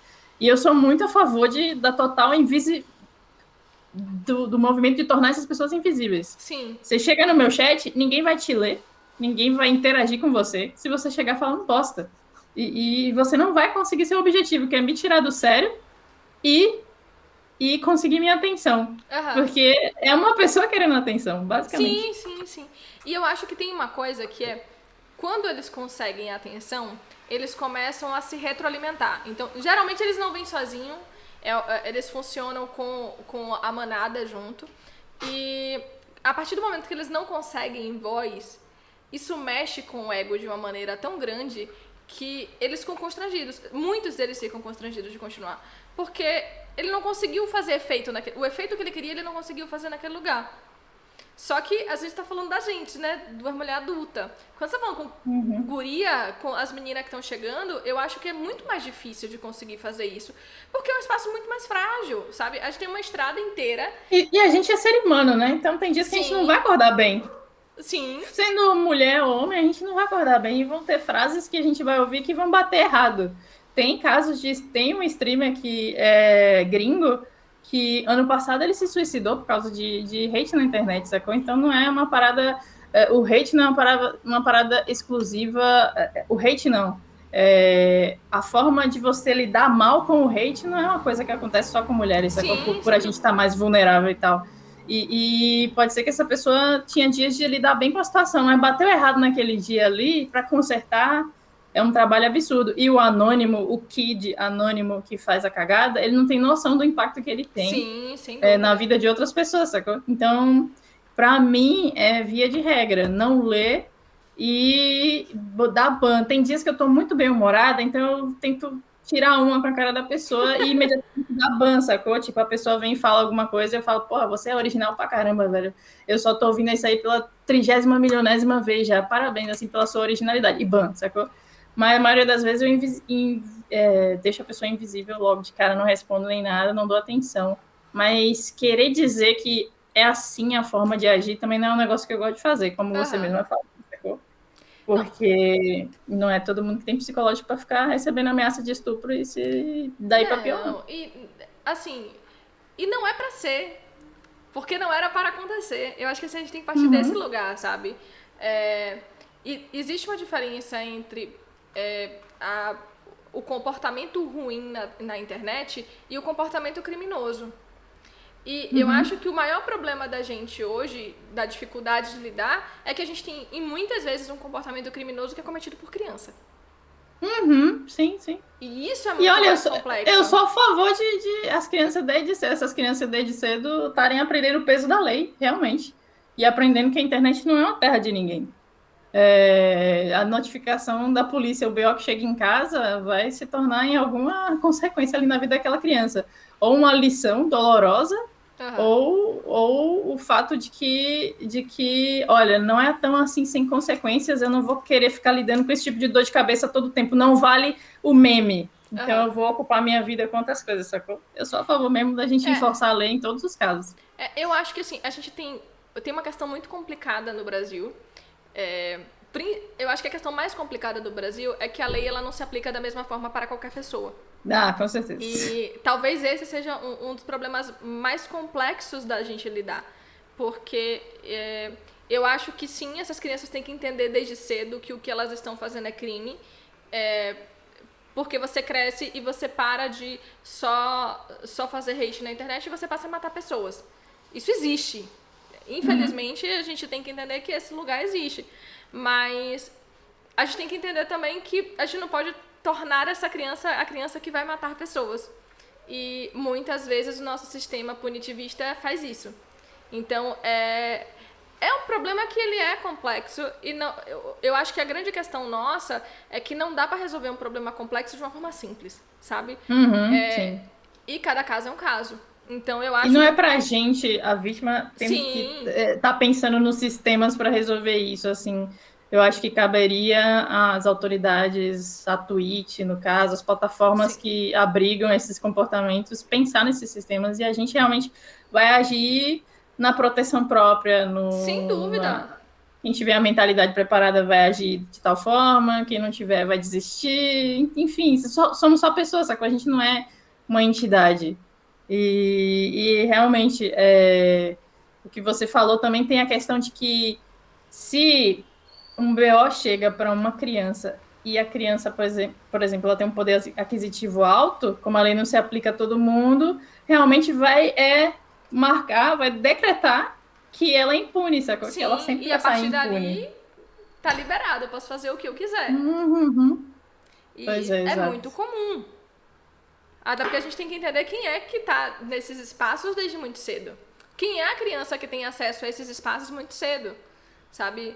Então, o buraco é muito, muito mais embaixo. E a gente não consegue resolver da noite pro dia, gente. Eu acho que assim, existe luz no fim do túnel.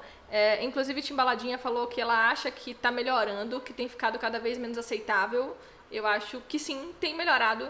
Existe uma luz no fim do túnel. Não vou entrar aqui num lema pessimista de que não dá pra resolver. Acho que dá. Acho que inclusive o pessimismo ele é contra-revolucionário, gente. A gente precisa ser otimista pra mudar as coisas, porque se a gente entrar numa de não ter mais o que fazer, a gente não faz mais nada.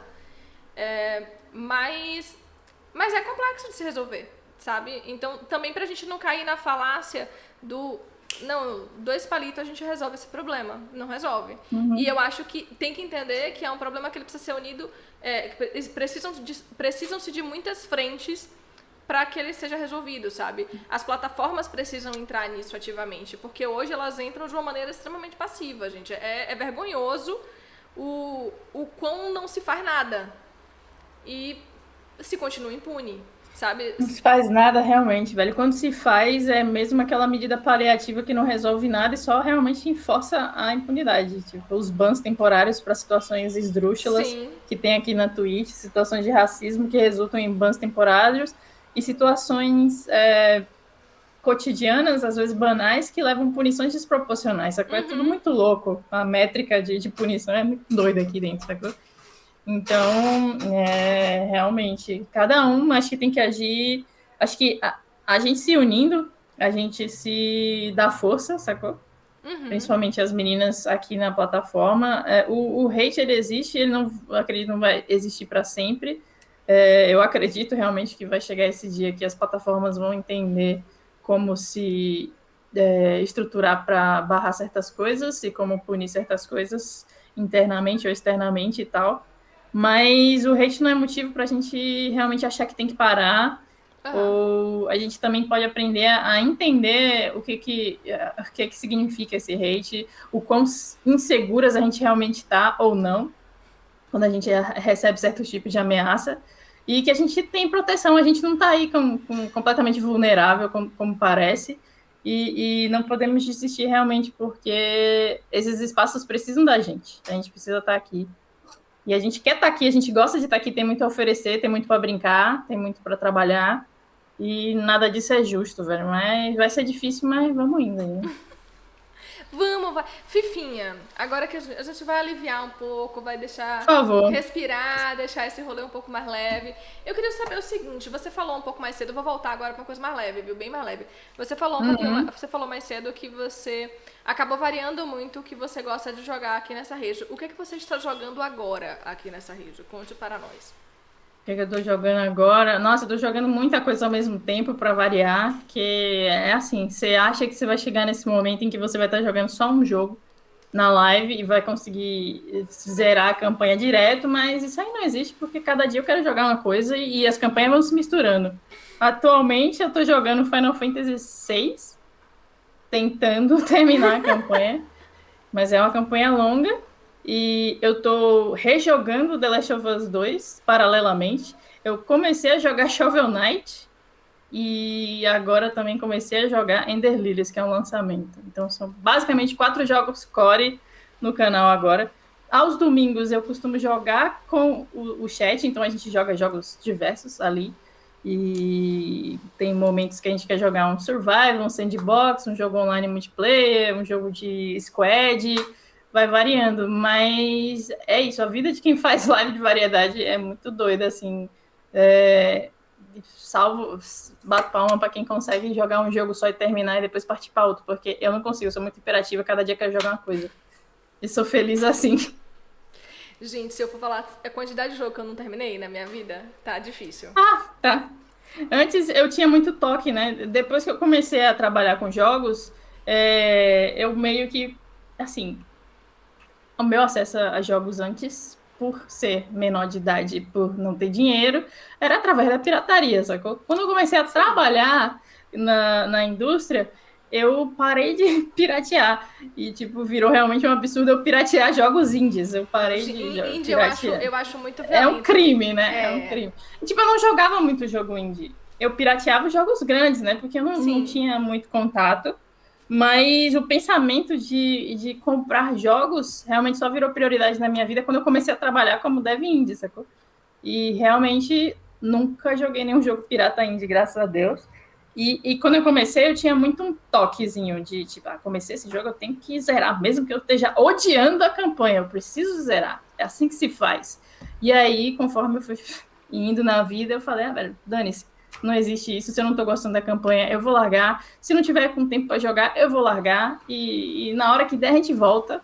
Se precisar, começa de novo. Ou então nunca mais eu volto. E tá tudo bem, sacou? Tá tudo bem. O que me tira a paz, Ana, na verdade, é a quantidade de jogos que eu continuo comprando em relação aos jogos que eu jogo de fato, sacou? Porque eu não aguento ver um Steam Sale que eu tô lá gastando dinheiro e comprando todos os jogos que não param de sair. Eles nunca param de sair. Sim. Sempre tem um jogo maravilhoso lançando e eu sempre tô querendo comprar. Então, realmente, Inclusive, o que me tira a minha paz é isso aí. Não é nem os Inclusive, em jogos que eu relação a abandonei. isso, eu queria muito agradecer a Miriel que tá aqui, a Leandro Villa, que eu sei que tá aqui também, porque são as pessoas que compartilham jogos comigo. Porque eles compram todos os jogos e eu não compro todos os jogos. Assumo Isso é ótimo também. publicamente. Gente, é isso mesmo. Não, assumo publicamente. Porque hoje eu acho que eu tô comprando mais. Mas eu ainda tenho um pezinho atrás. Gente, será que eu preciso comprar esse jogo mesmo? Porque tem muita coisa que eu comprei e não joguei ainda. Então eu fico, será dessa vez? Não sei. Então eu vou entendendo o que eu preciso, sabe? Eu preciso desse jogo agora? Não preciso desse jogo agora. E aí... Não. Mas a resposta para essa difícil. pergunta é sempre não. Não. Assim. Não é uma relação de precisar, é uma relação de querer. E, tipo, você sempre vai querer. Então, é melhor você não se basear muito na sua preciso ou não, porque você nunca vai precisar e você sempre vai querer. É muito discrepante. Sim, sim, sim. É tipo, é a relação de tipo, é justo isso que eu tô fazendo com minha carteira e comigo mesmo?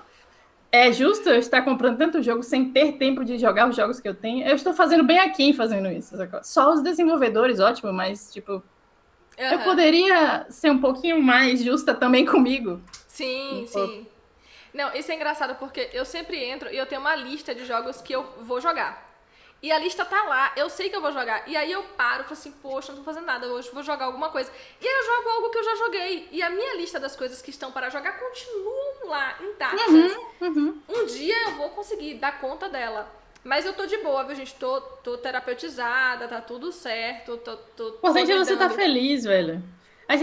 Eu também tenho esse problema de só querer jogar os jogos que não tem fim. Sim. Sabe?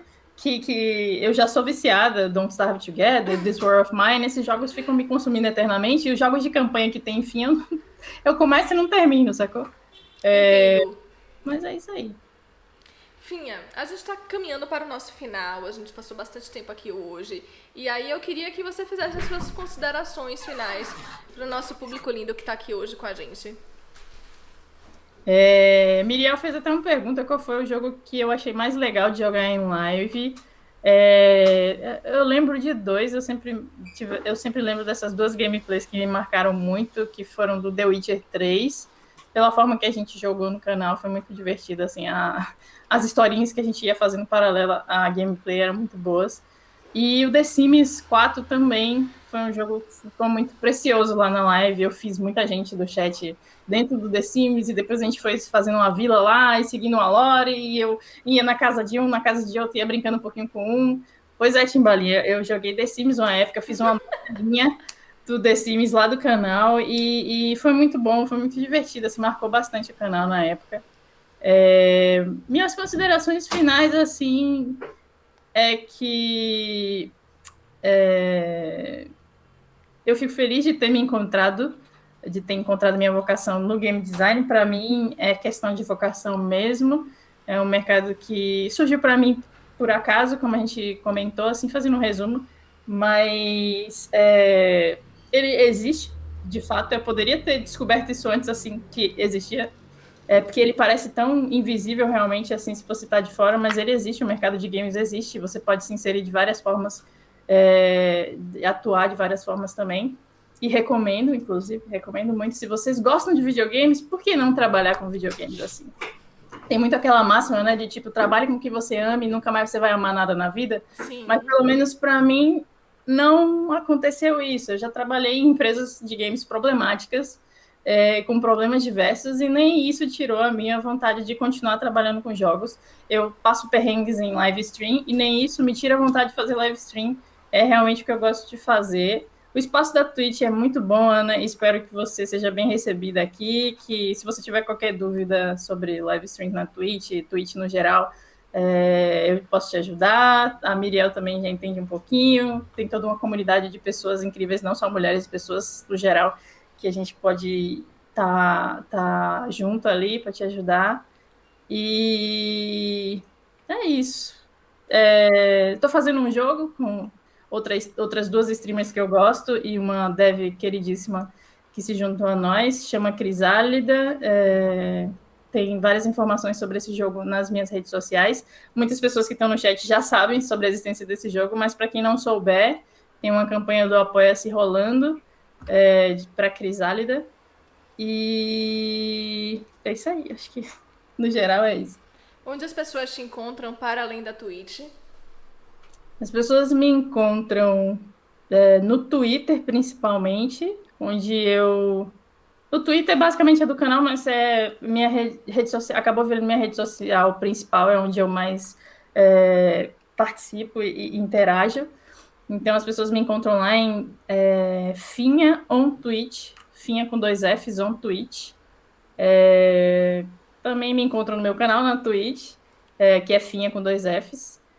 E o Instagram eu não recomendo, é completamente desabitado. Eu acho que eu agora estou mais no TikTok do que no Instagram, mas assim, é o mesmo tipo de conteúdo que tem no Instagram, tá no TikTok, e basicamente o conteúdo que vocês encontrariam no meu TikTok estão todos aqui na Twitch, que são os meus melhores momentos das lives e tal.